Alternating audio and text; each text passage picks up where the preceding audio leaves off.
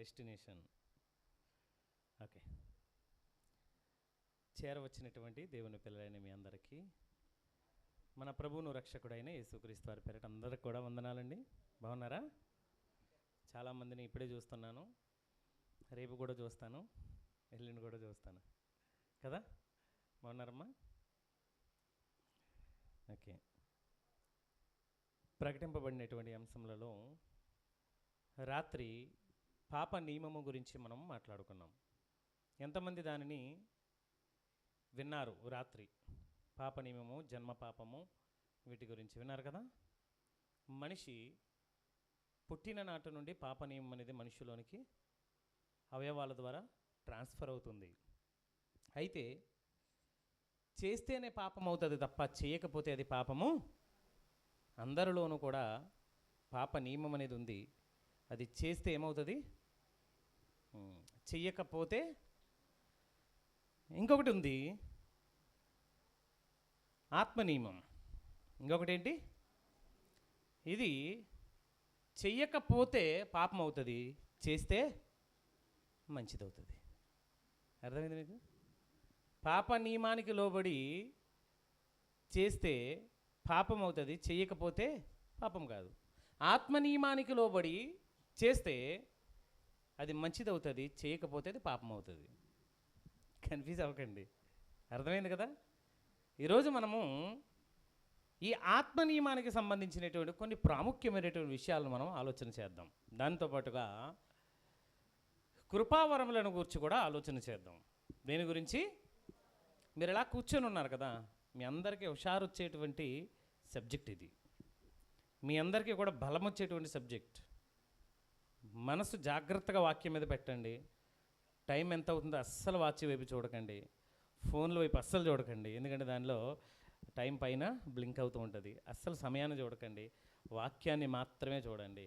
Bible చదవడం రాదనుకుంటే డైరెక్ట్గా నన్ను చూడండి. ఓకే, వాక్యంలోనికి వెళదాం. ప్రియమైన వారలారా, కొరింథీయులకు రాసిన మొదటి పత్రిక 2వ అధ్యాయం 12వ అధ్యాయం 4వ వచనాన్ని చదువుదాం ఒక్కసారి. కొరింథీయులకు రాసిన మొదటి పత్రిక 12వ అధ్యాయము 4వ వచనాన్ని మనం చదువుకొని మనం ముందుకు సాగిపోదాం. కృపావరములు నానా విధములుగా ఉన్నవి, ఆత్మ ఒక్కడే.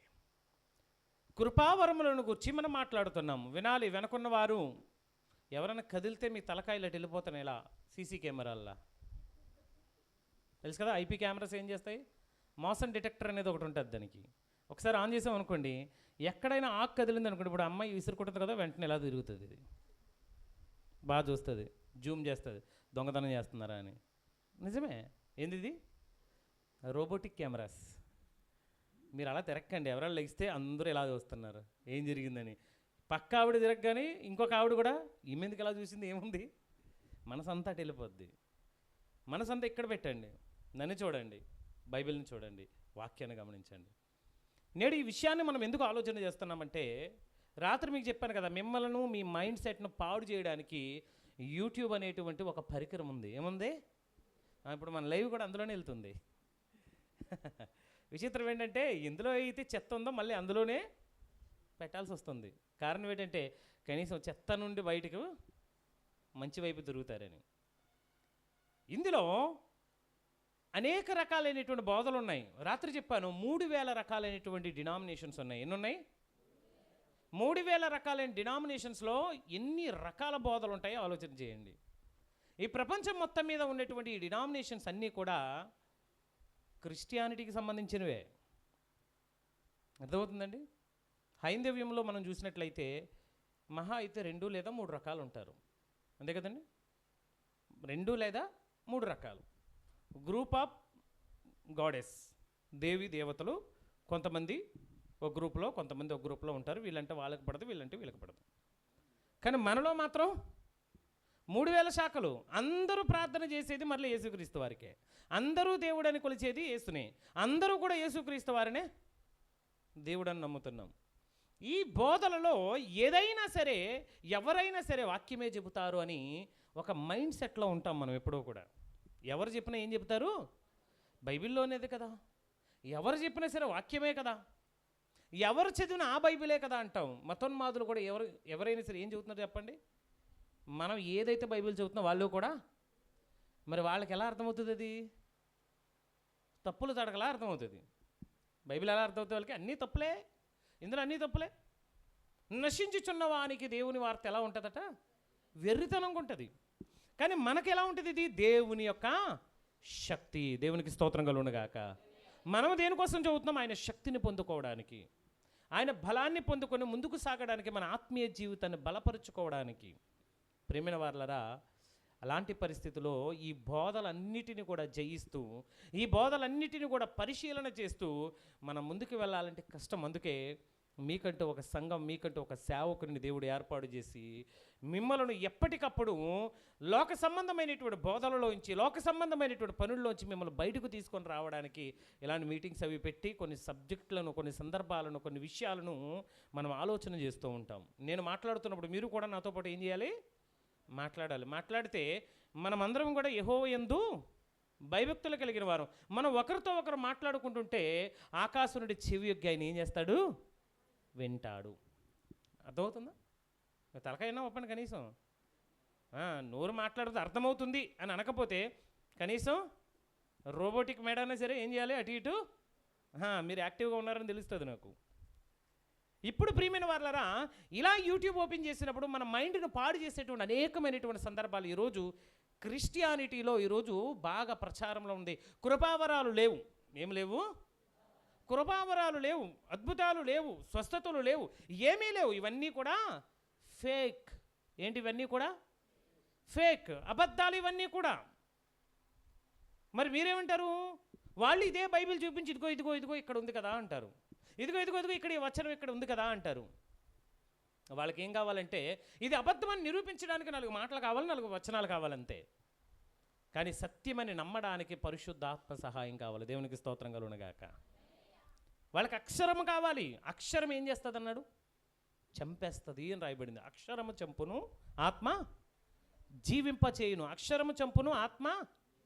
ఎవరు చంపుతారు? ఎవరు జీవింపజేస్తారు? అక్షరము చంపేస్తుందట. ఏ అక్షరము? ఏ అక్షరం? అమ్మ, పాఠ్యపుస్తకాల్లో ఉన్న అక్షరం గురించి చెప్పట్లా. బైబిల్లో ఉన్న అక్షరమే మిమ్మల్ని ఏం చేస్తుంది? చంపేస్తుంది. చెప్పాలి, ఏం చేస్తుంది? ఏ అక్షరం?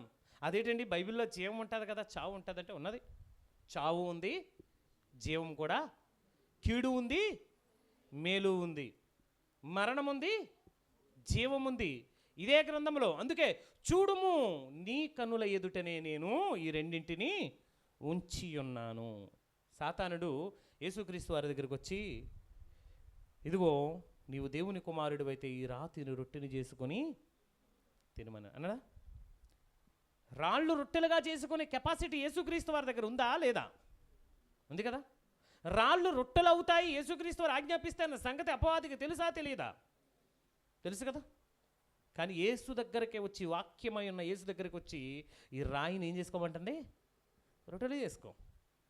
మరొక చోటకు తీసుకొని వెళ్ళి పర్వతం శిఖరానికి ఎక్కించి, ఇదిగో ఇక్కడి నుంచి దూకేస్తే నీ పాదములు రాయికి తగలకుండా దూతలు వచ్చి నిన్నేం చేస్తారు? తమ హస్తములతో ఎత్తి పట్టుకుంటారు. కీర్తనలో రాయబడి ఉంది ఆ వాక్యం. నీ పాదములెన్నడూ నువ్వు రాయికి తగలకుండా ఆయన నిన్ను ఏం చేసును? తన దూతలకు ఆజ్ఞాపించును. అంటే అపవాది కూడా వాక్యము చదివాడు. చదివి ఎవరికి చెప్తున్నారు? బోధకుడికే బోధ చేస్తున్నాడు వీడు.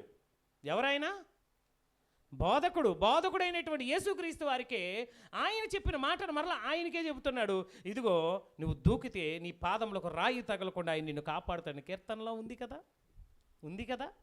ఏమంటున్నాడు? ఉంది కదా. అంటే మరి యేసుక్రీస్తు వారు తెలియదు. మరి వాక్యం ఎవరు? అంటే బోధ తెలిసిన గురువుకే వీడెవడో వచ్చి ఏమి నేర్పుతున్నాడు అంటే మీకు నేర్పడా? నీకు నేర్పడా? పాదాలకు రాయి తగలకుండా దూతలు వచ్చి పట్టుకుంటారన్న వాక్యం ఎక్కడి నుంచి ఉంది? కీర్తనలో ఉంది ఆ మాట. ఆ మాట తెచ్చుకున్నాడు వాడు. కొత్తగా ఏమి తీసుకొని రాడు. దుష్టులు కూడా, వాక్యాన్ని ఎరగని వారు, దేవుని నమ్మని వారు కూడా ఏం తీసుకొస్తారు? ఇవే తీసుకొస్తారు మీ దగ్గరికి. ఇదిగో ఇదిగో ఇదిగో మీ బైబిల్లో ఏముంది? ఇదిగో ఇది ఉంది చూడు అంటారు. మనం ఏంటో అయ్యి బాబోయ్ మన బైబిల్లో ఎన్ని తప్పులు ఉన్నాయా? అయ్యి బాబు మన బైబిల్లో ఇప్పుడే చెప్పాను, ఎక్కడో గలుగలమంటుంటే మీ మొహాలన్నీ మీ కళ్ళన్నీ అక్కడికి వెళ్ళిపోయాయి.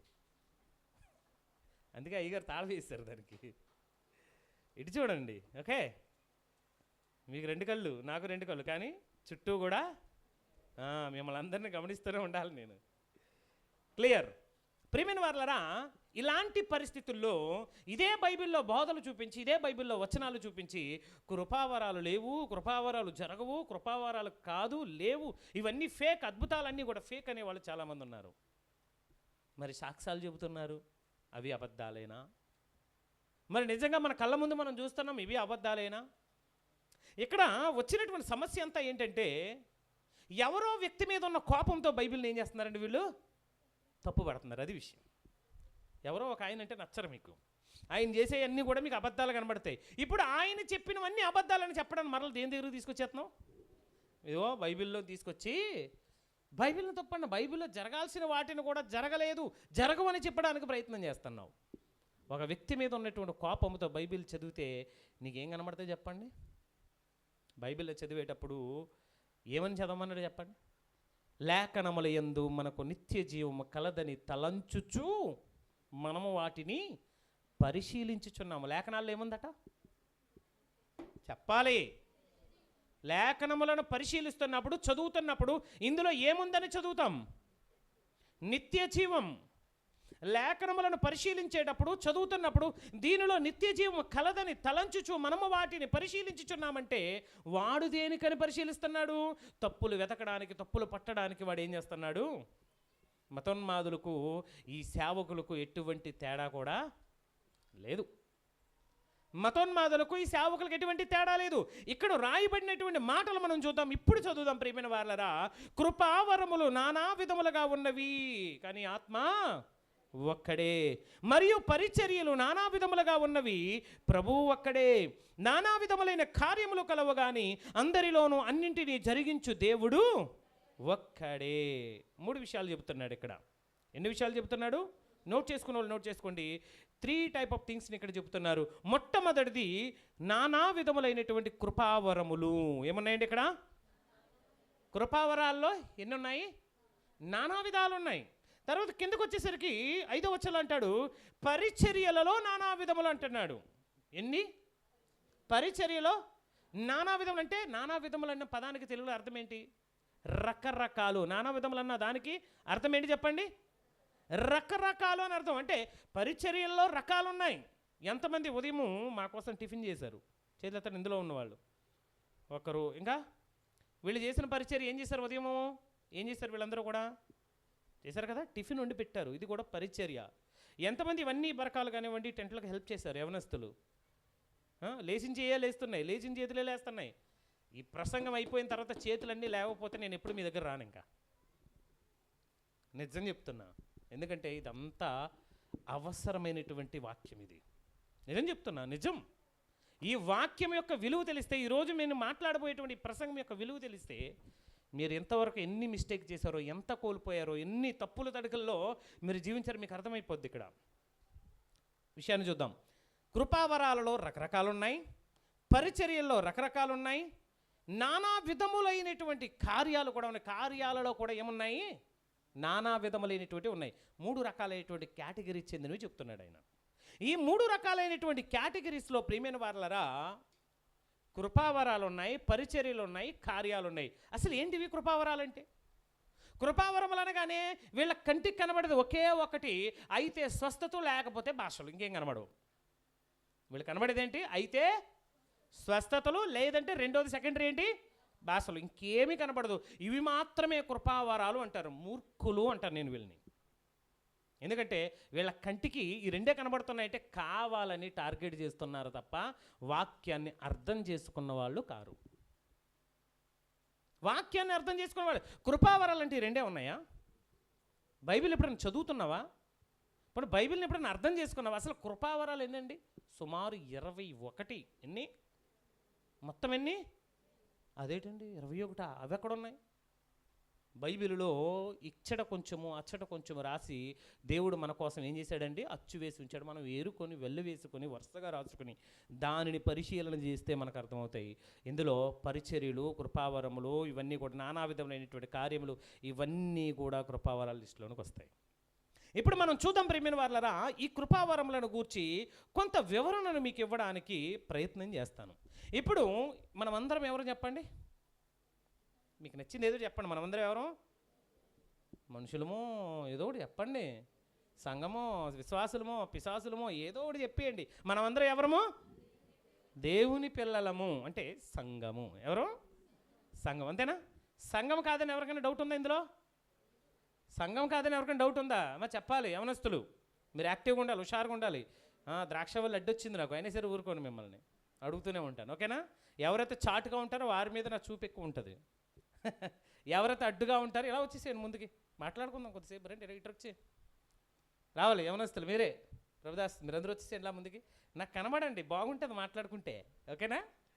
ఇప్పుడు ఈ కృపావరములను గురించి మనం మాట్లాడుకునేటప్పుడు మధ్యలో మనం ఎందుకు వచ్చాము అంటే, మనం ఎవరమో తెలిస్తే, మనకి ఇవ్వబడిన కార్యాలు ఏవో తెలిస్తే కృపావరాల లిస్ట్ అంతా కూడా బయటకు వచ్చేది, చిట్ట. మనమంతా ఎవరం ఇప్పుడు? సంఘం.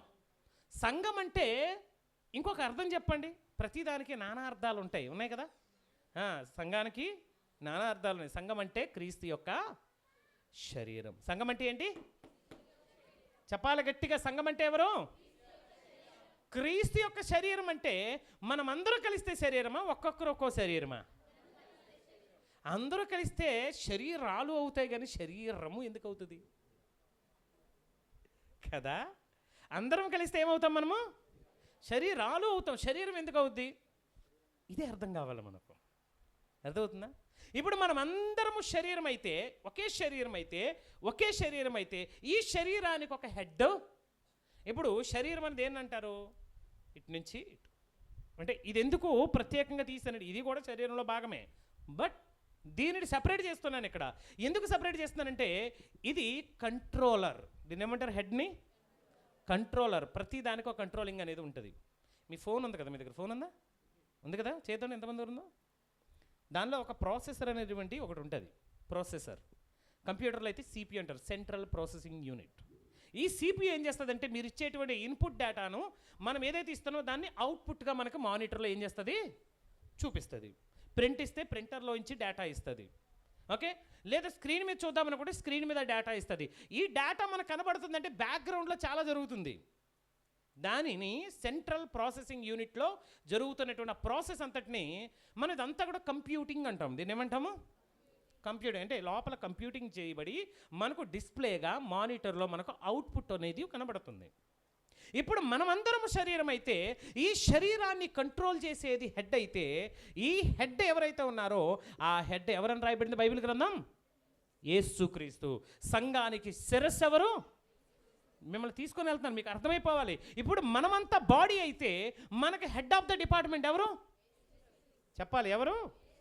అంటే ఈ సంఘాన్ని కంట్రోల్ చేసేది ఎవరు? చెప్పాలి. ఈ సంఘాన్ని కంట్రోల్ చేసేది ఎవరు? యేసుక్రీస్తు. యేసుక్రీస్తు వారి సంఘానికి ఏమై ఉన్నారు? శిరస్సు అయి ఉన్నారు. శిరస్సు ఈ సకల శరీరాలను ఏం చేస్తుంది? శరీరాన్ని కంట్రోల్ చేస్తుంది. ఇప్పుడు ప్రియమైన వారలారా, మనము శరీరము అన్నాం కదా, కానీ శరీరానికంటే ముందు మనము శరీరులము. మనం ఎవరము? మనం సంఘంలో ఏమై ఉన్నాము? శరీరులము. అంటే ఒక్కొక్కరు ఒక్కొక్క శరీరాన్ని కలిగి ఉన్నారు.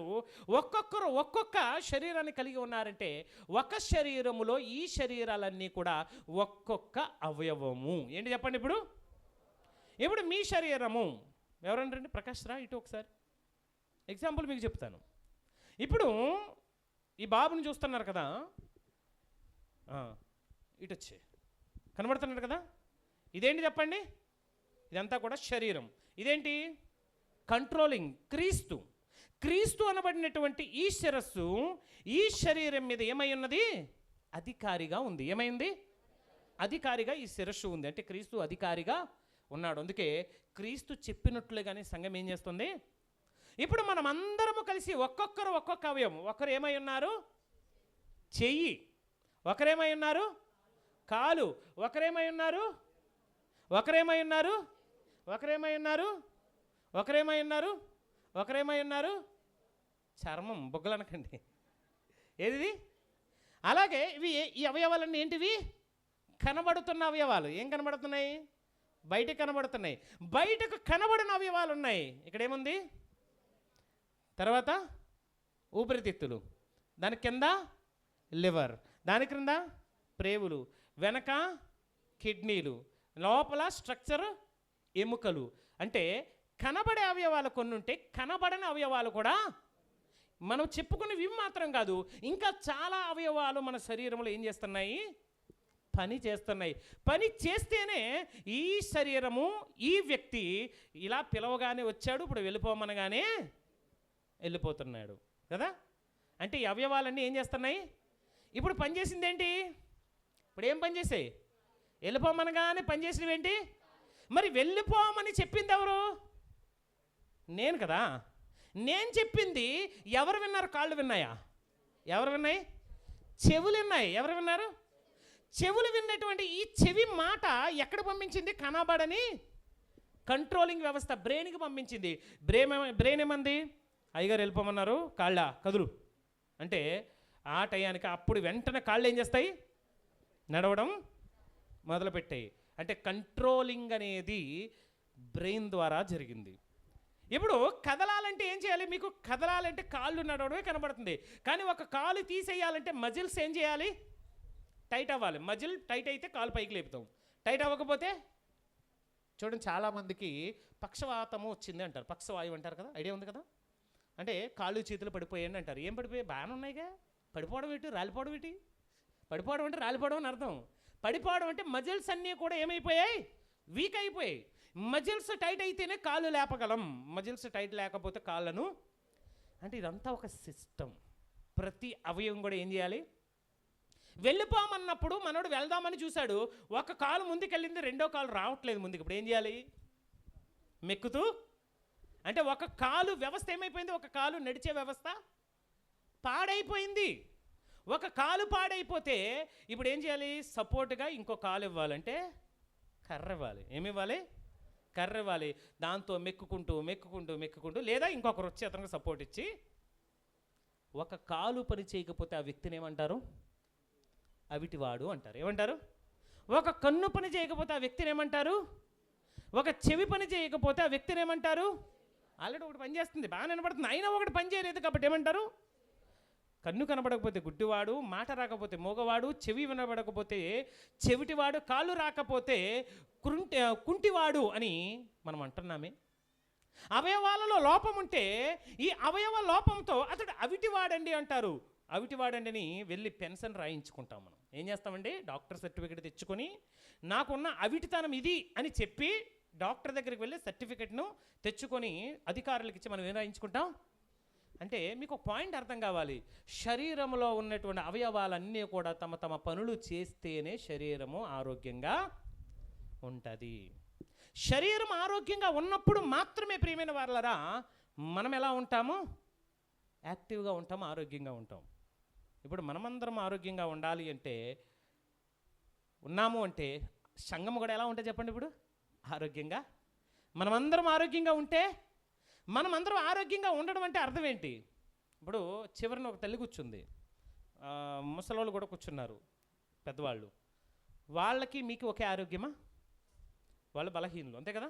నడవలేని స్థితిలో ఉన్నవారు ఉన్నారు, కర్ర పెట్టుకుని నడాలి, లేదా ఓ తెచ్చి నడవాలి. తాతగారు ఉన్నారు అనుకోండి, కర్ర తెచ్చుకున్నారు. అంటే ఆయన బలాన్ని బట్టి ఆయన ఏం చేస్తున్నారు? నడవలేకపోతున్నారు కాబట్టి సపోర్ట్ తెచ్చుకున్నారు. ఇప్పుడు మీకు కర్ర ఇచ్చారనుకున్నా ఏమంటారు? చిచ్చి నేను కర్రతో నడవడం ఏంటి? మేము బలంగా ఉన్నాం, మేము యవనస్తులం, మాకెందుకు కర్ర అంటారు కదా. అంటే మరి సంఘంలో ఉన్నటువంటి ఆ బలహీనత ఇప్పుడు అవయవాలలో ఒక అవయవానికి కర్ర వచ్చింది, అది బలహీనత అంటారా? అసలు ఒరిజినల్ బలహీనత ఏంటో తెలుసా? ఒరిజినల్ కాలులో మజిల్స్ పని చేయకపోతే కుంటివాడు అని అంటున్నాం, కన్ను పని చేయకపోతే గుడ్డివాడు అంటున్నాం, చెవి వినబడకపోతే చెవిటివాడు అంటున్నాము. అంటే అవయవాలలో అవయవము చేసేటువంటి పని చెయ్యకపోతే ఏమంటున్నాం మనము? అవిటివాడు అంటున్నాం. ఇప్పుడు సంఘంలో మీరందరూ కూడా అనారోగ్యంతో ఉంటే అవిటి వాళ్ళు అనరు. ఏ పని చేయకుండా, దేవుడిచ్చిన పని ఏ పని చేయకుండా ఉండడమే అవిటితనం. దేవునికి మహిమ కలుగునుగాక. ఒప్పుకున్నారు కదా మీరు? ఏ పని చేయకపోవడమే అవిటితనం. ఇప్పుడు సంఘం ఇన్యాక్టివ్గా ఉందనుకోండి, సంఘాన్ని ఏమని చెప్పాలి? ఇప్పుడు అవిటి సంఘం అని చెప్పాలి. ఏమని చెప్పాలి? అవిటి సంఘం. ఏం సంఘం ఇది? ఏం సంఘం మీ సంఘం? ఒప్పుకుంటారా? చెప్పండి. అందుకే చెప్పాను, ఈ ప్రసంగం అయ్యేసరికి మీరు అందరూ కూడా ఏమైపోతారు? యాక్టివ్ అయిపోతారని అనడానికి అదే కారణం. ఇప్పుడు మీ సంఘం ఏ సంఘం? యాక్టివ్గా ఉన్న సంఘమా అవిటి సంఘమా? మరి ఏం చేశారు ఉదయం చెప్పండి. ఈ సభ కోసము మీరు ఏం చేశారు? ఉదయం నుంచి ఏం చేశారా? క్లీన్ చేశారట. Very good. దుప్పట్లు వేసారు ఆయన. మీరేం చేశారు? వాళ్ళు వేస్తే వచ్చి కూర్చున్నారు, అంతేనా? వేస్తే ఏం చేశారు? వచ్చి కూర్చున్నారు. ఇప్పుడు ఏ అవయవాలు యాక్టివ్గా ఉన్నాయి, ఏ అవయవాలు ఇన్యాక్టివ్గా ఉన్నాయి? ఇన్యాక్టివ్గా ఉంటే సంఘాన్ని ఏమని చెప్తుంది వాక్యం? ఎంతవరకు కబుర్లు చెప్పేసాను అనుకుంటున్నారా? ఏంటి వాక్యం? రోమీలకు రాసిన పత్రిక 12వ అధ్యాయము 4వ వచనం 5వ వచనం కంటిన్యూ చూద్దాం, ఓకేనా? రోమీలకు రాసిన పత్రిక 12వ అధ్యాయము 4 నుంచి. ఒక్క శరీరములో అనేక అవయవాలు ఉండినను ఈ అవయవాలన్నిటికీ ఒక్కటే పని ఎలాగూ ఉండదో. జాగ్రత్తగా వింటున్నారు కదా? శరీరంలో అవయవాలు ఎలా ఉన్నాయట? అనేకమైన అవయవాలు ఉన్నాయి. అనేకమైన అవయవాలకి పనులు కూడా ఎలా ఉన్నాయి? కళ్ళు పని చెవి చేస్తుందా? కళ్ళు మూసుకున్నాను ఇప్పుడు నేను. మీరు చెప్తున్నా వెళ్తే నేను ఎటు వెళ్తానో నాకు తెలియదు, డెస్టినేషన్. ఇప్పుడు చెవులు మూసుకున్నాను, మీరేదో మాట్లాడుతున్నారు, నాకు వినబడుతుందా? మీరేదో మాట్లాడుతున్నారు, నాకు వినబడుతుందా? చెవి చేసే పని కన్ను చెప్పదు, కన్ను చేసే పని చెవి చూడలేదు, అంతే కదా? కాళ్ళు చేసే పనులు చేతులు, కాళ్ళుతో నడిచేది. ఇప్పుడు చేతులతో నడండి అన్నారనుకోండి, ఎలా ఉంటుంది? ఇంత పాస్టర్ గారు ఒక విషయాన్ని చెప్పాడు చూసారా?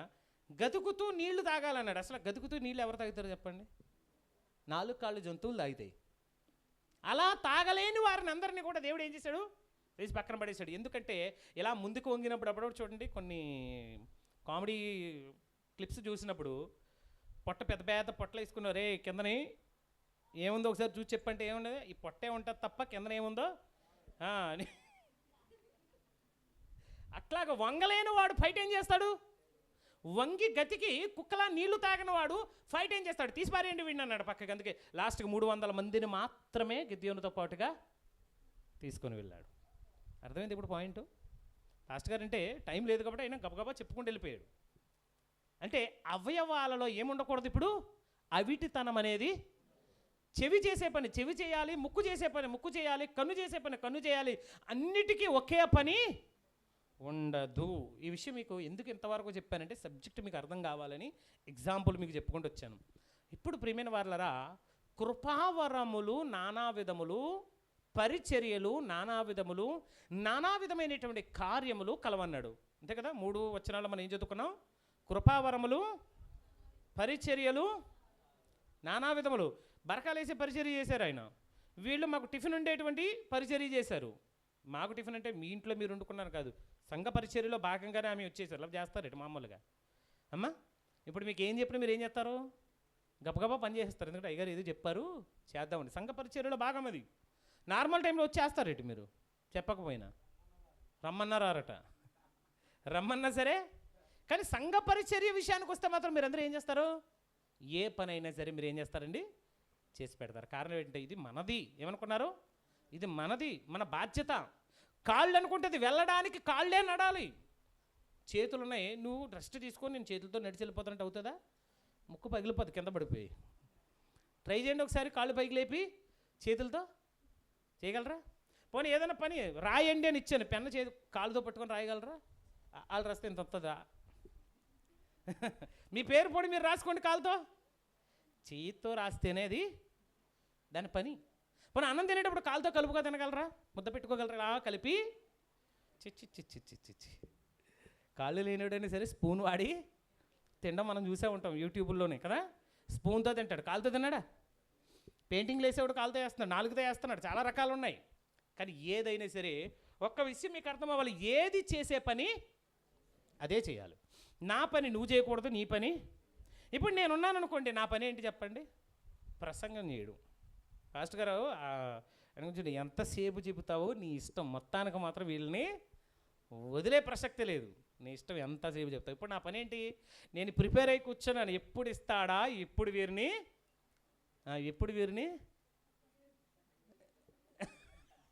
లేదులేండి, ఎప్పుడు మీకు నేర్పిందామా అని నేను సిద్ధంగా ఉన్నాను, రెడీగా ఉన్నాను. ఇప్పుడు అవయవాలకి ఎలాగైతే పనులు ఉన్నాయో ప్రియమైన వారలారా, పనులు చేస్తేనే అది యాక్టివ్గా ఉన్నదని తెలుస్తుందో. ఇప్పుడు సంఘానికి మీరు వస్తున్నారు, వెళ్తున్నారు, వస్తున్నారు, వెళుతున్నారు, నథింగ్, ఇంకేమీ లేదు. వచ్చారు, వాక్యం ఉన్నారు, కానుకలు వేసారు, వెళ్ళిపోయారు. ఏమైనా జరిగిందా? ఏమైనా జరిగిందా? వచ్చారు, మొక్కుబడిగా కూర్చున్నారు, పాట పాడినప్పుడు వాళ్ళతో పాటుగా మీరు చప్పట్లు కొట్టారు, కానుకలు వేసారు, మళ్ళీ వెళ్ళిపోయారు. ఇప్పుడు యాక్టివ్గా ఉన్నారా, ఇన్యాక్టివ్గా ఉన్నారా? ఏమీ సంబంధం లేదు మీకు. వచ్చాము పోయాము, వచ్చాము పోయాము, వచ్చాము పోయాము, తిన్నామా తెల్లారిందా, తిన్నామా పడుకున్నామా తెల్లారిందా, అయిపోయింది. ఇది కాదు సంఘం అంటే. అందుకే దేవుడు సంఘానికి కృపావరములు ఇచ్చాడు. దేవునికి స్తోత్రం కలుగునుగాక. ఏమిచ్చాడు? కృపావరములు ఇచ్చాడు. ఆ కృపావరములు ఎవరికి ఏమిచ్చాడో తెలుసుకోవడానికి ఈరోజు మీరు ఇక్కడ కూర్చున్నారు. దేవునికి స్తోత్రం కలుగునుగాక. మీరు చెప్పాలి, నేను అడుగుతాను, మీకు ఇచ్చిన కృపావరం ఏంటని అడుగుతాను. ఈ సబ్జెక్ట్ అయిన తర్వాత ఖచ్చితంగా ఎవరిని అడుగుతానో తెలియదు, కానీ ఖచ్చితంగా అడుగుతాను. సమాధానం చెప్పాలి, చెబితే మీకు బహుమానం ఇస్తాను. ఓకేనా? పాస్టర్ గారు నువ్వు పెన్నో పేపర్ రెడీ చేసుకోండి. ఎందుకంటే నేను వెళ్ళిపోయిన తర్వాత మళ్ళీ చేయకపోవచ్చు. అబద్ధాలు ఆడిన వాళ్ళు ఎవరో, నిజాలు చెప్పిన ఎవరో తెలిసిపోద్ది. రాసుకుంటారు మీ పేరు, మీకు ఇవ్వబడిన కృపావరం. చెప్పాల్సిన పని లేకుండా, అవసరం లేకుండా మీరు ఏం చేయాలి? ఆ కృపావరాన్ని నెరవేర్చాలి మీరు. దేవునికి స్తోత్రం కలుగునుగాక. ముందుకు వెళ్దాం, కంటిన్యూ. 12, 4, 5 చదువుతున్నామమ్మా. 12వ అధ్యాయం రోమీయులకు రాసిన పత్రిక. అలాగుననే అనేకులమైన మనము క్రీస్తులో ఒక్క శరీరముగా ఉండి ఒకరికొకరు ప్రత్యేకముగా అవయవములమై ఉన్నాము. మనకు అనుగ్రహింపబడిన కృప చొప్పున వేర్వేరు కృపావరములు కలిగిన వారమై ఉన్నాము గనుక. మనకు అనుగ్రహింపబడినటువంటి కృప చొప్పున మనం ఏం కలిగి ఉన్నామట? అవయవాలు కృపావరాలు కలిగి ఉండేటువంటి ఏంటండి? అవయవాలు కృపావరాలను కలిగి ఉండేటువంటి అవయవాలకు ఏముంటుంది? పని ఉంటుంది. అవయవాలకు ఏముంటుంది? ఆయన ప్రసంగిలో అంటాడు కదా, ప్రతి దానిని ఆయన దాని పని నిమిత్తము కలిగించెను. ఏమంటున్నాడు? ప్రతి దానిని దాని కళ్ళును కలిగించింది ఎందుకు చెప్పండి? చూడడానికి, చదవడానికి, అంతే కదా. ఇంకేమైనా ఉందా? రెండోది ఏమైనా ఉందా? చూడడానికి, విజిబిలిటీ. చెవులను కలిగించింది దేనికి? వినడానికి మాత్రమే. చెవులను ఇంకో దానికి వాడకూడదు. మనం దేనికి వాడతాం?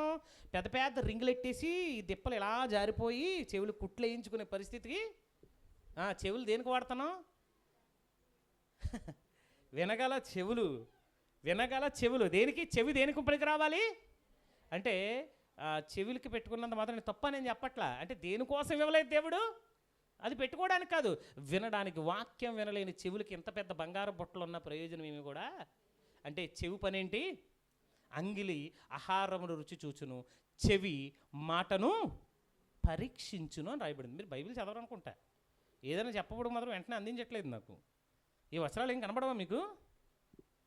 చదవండి అమ్మా, ఇంటికి వెళ్ళిన తర్వాత బైబిల్ ఒకసారి చదవండి. ఇక్కడికి వచ్చేసి వెతికేసుకోవడం కాదు. బైబిల్ చదువుతుంటే నేను చెబుతున్న మాట నా నోటి నుంచి రాకముందు మీరు ఏం చేయాలి? అందించేయాలి. అంటే మీరు కూడా నాతో పాటుగా ఏం చేస్తున్నారు? అమ్మా చదువుతున్నారు అని నాకు అర్థమవుద్ది. ఇక్కడ చూడండి ప్రియమైన వాళ్ళరా, మనము ఒకే శరీరంలో ఉన్న ఒకరికొరకు ఒకరు ప్రత్యేకమైనటువంటి అవయవాలమై ఉన్నామట. అంటే అవయవాలు ఒకరికొరకొకరు ఉన్నారట. కాళ్ళు ఎవరి కొరకు ఉన్నాయట? చేతుల కొరకు, కళ్ళు కొరకు, ముక్కు కొరకు, చెవుల కొరకు, అన్నింటి కొరకు కాళ్ళు ఉన్నాయి. ఇప్పుడు ఆపద ఉంది శరీరం మీద. అంటే అక్కడ ఏదో పాము ఉంది, శరీరాన్ని అంటే మన శరీరాన్ని తాకేది కరవబోతుంది. ఇప్పుడు కాళ్ళు ఏం చేయాలి? బ్రెయిన్ అంటది కాళ్ళు లగెత్తంటది. అంతే, వెంటనే కాళ్ళు ఏం చేస్తాయి? టక టక టక పరిగెడతాయి. ఇప్పుడు కాళ్ళు పరిగెడితే ఎవరి కోసం పరిగెట్టాయి? కాళ్ళు కోసం పరిగెట్టాయా? కళ్ళు కోసము, చెవుల కోసము, నోరు కోసము, ముక్కు కోసము, గుండె కోసం, ఊపిరితిత్తుల కోసం, అన్నింటి కోసం కాళ్ళు ఏం చేశాయి? అంతే కదా. చేతులు ముద్ద బాగా కలిపి పెడుతున్నాయి. కూర వేసుకొని, పెరిగేసుకొని, అన్నీ కలుపుకొని హాయిగా పెట్టుకొని తింటున్నాం. ఇప్పుడు చేతులు దేనికోసం పనిచేసే చెప్పండి? చేతుల కోసమా? మొత్తం అవయవాల కోసం. నోరు ముద్ద పెట్టినటువంటి ముద్దను ఏం చేసింది? నోరు బాగా నెమిలి మింగి అవసరమైతే నీళ్లు తాగి అది ఏదో విధంగా లోపలికి పంపించే పనిలో ఉంది. మాంసం పెడితే కొరికి కొరికి కొరికి నమిలి నమిలి నమిలి దాన్ని ఏం చేయాలి? లోపలికి పంపించాలి. ఎందుకు తింటుంది నోరు? నోరు కోసమా? నోరు కోసం తింటుందా? దేనికోసం?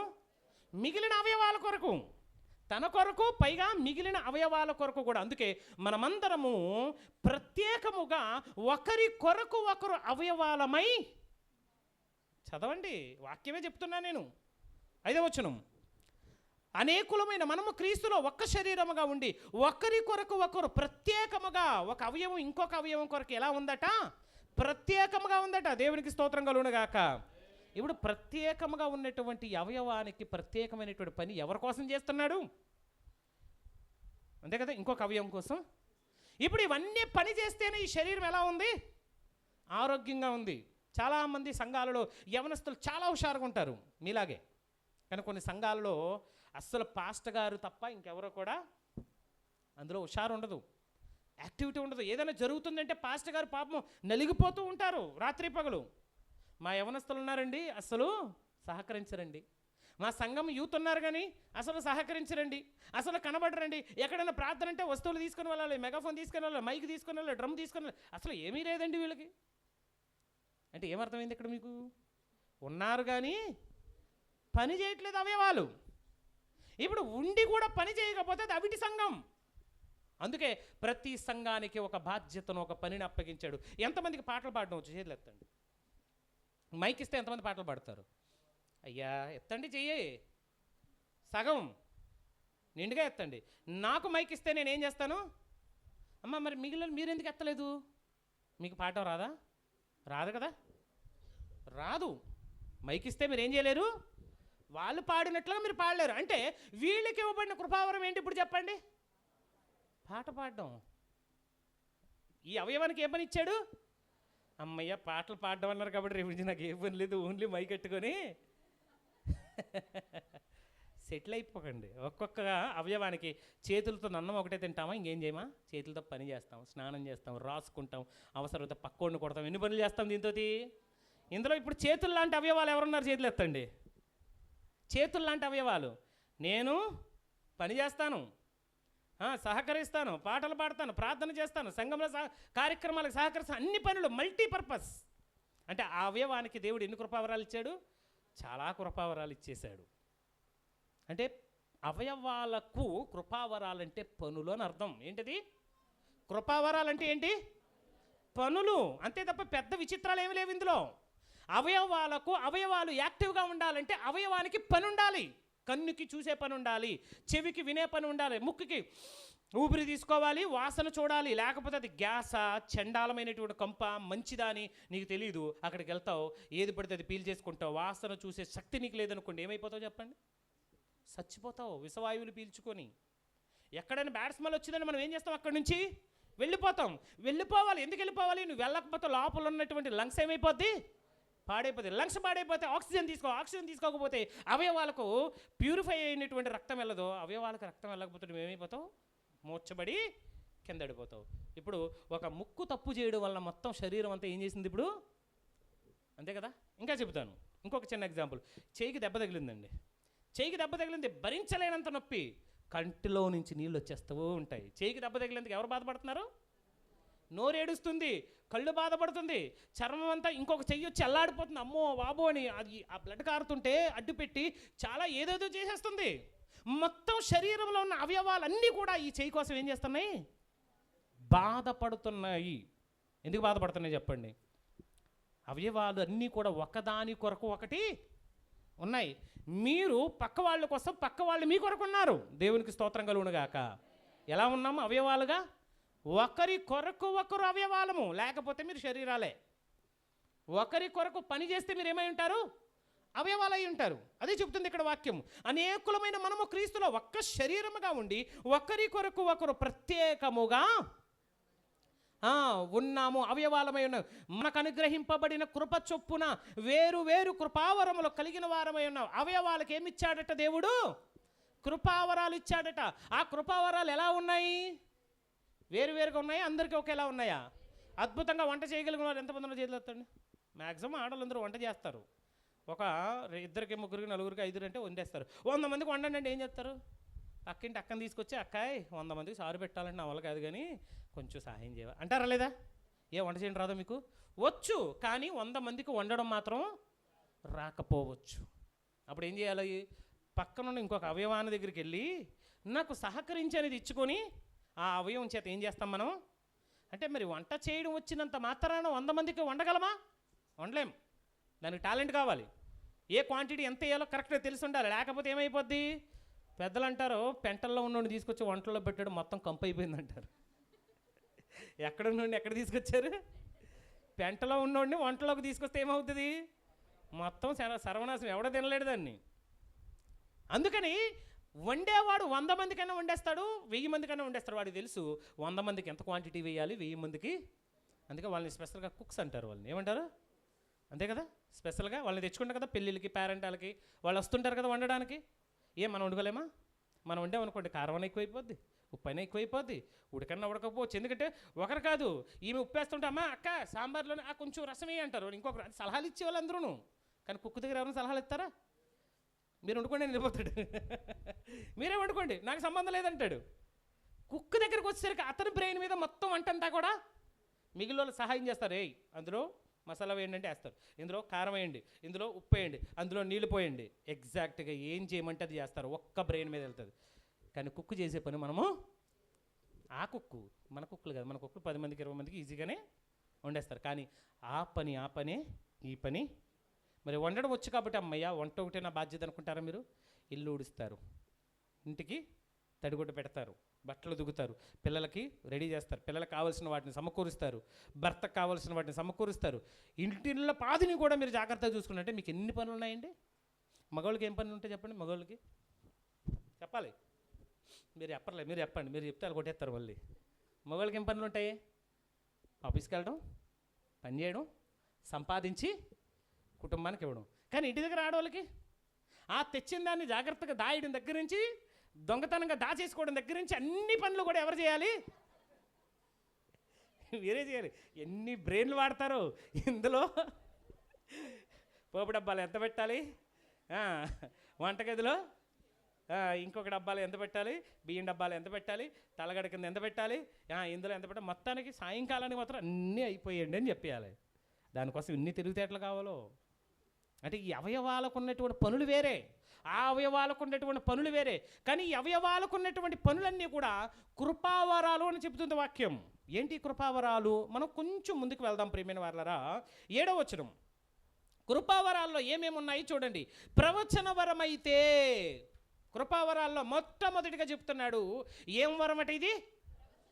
ఎంతమంది ప్రవచించువారు ఉన్నారు? ప్రార్థించినప్పుడు కానీ ప్రవచనాలు చెప్పేవారు, ప్రవచించేవారు ఉన్నారు? మీరు చేతులు ఎత్తండి. ప్రవచనము బాగా ప్రార్థన చేసినప్పుడు, ఆత్మచేత నింపబడినప్పుడు ప్రవచించేవారు ఎవరు ఉన్నారా మీలో? లేదా ఎవరికి కృపావరం?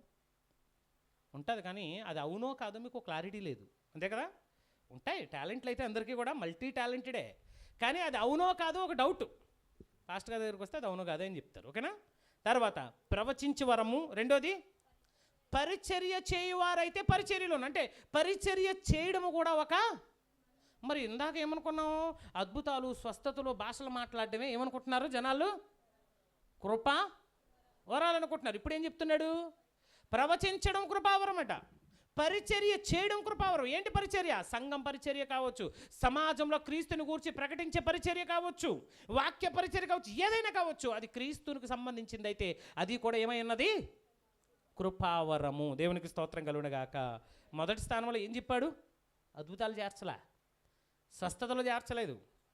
మీకు అర్థమవుతుందా? భాషలు మాట్లాడే గురించి చెప్పట్లా, మొట్టమొదటి వరాన్ని గురించి మాట్లాడుతాను. ఏమంటున్నాడు? ప్రవచించడం అనేది మోస్ట్ ఇంపార్టెంట్, చాలా చాలా అవసరం. కానీ ప్రవచించాలి అంటే ఆత్మచేత నింపబడాలి. అంత హోంవర్క్ ఉంది బ్యాక్గ్రౌండ్లో.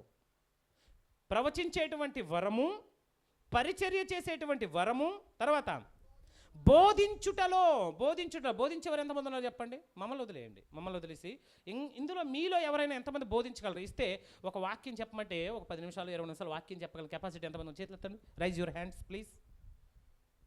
బోధించేవారు అబ్బా కౌరులు చెప్పండి నిలబడిపో తెగ చెప్పేస్తారు, 10 నిమిషాలు బోధించలేరా? అంటే ఆ వరం మీకు ఉందా లేదా? చెప్పండి.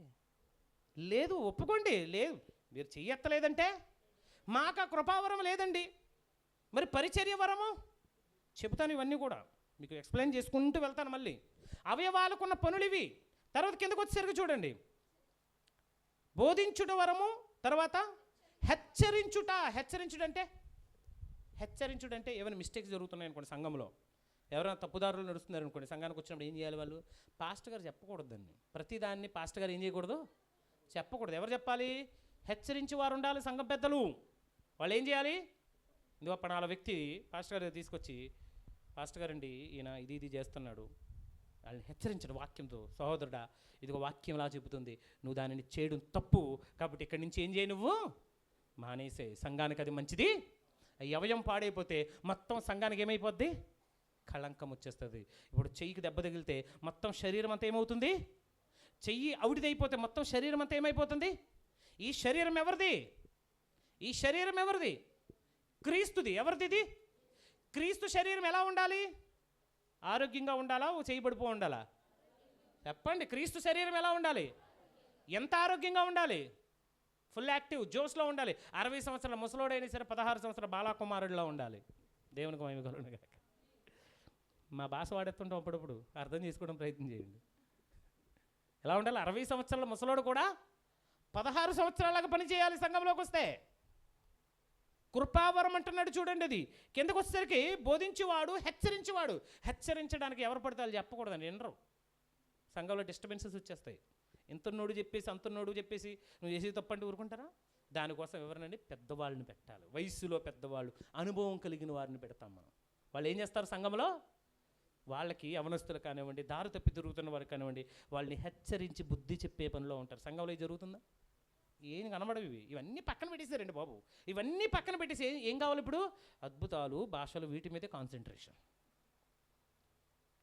ఎవరో చేశారు, ఎవరో తప్పు చెప్పారు, ఎవరో అబద్ధాలు చేశారు, ఎవరో సమాజాన్ని మోసం చేశారు, కాబట్టి అవి లేవండి. మరి కృపావరాలు ఏం చేద్దాం? కృపావరం అంటే అది ఒకటేనా?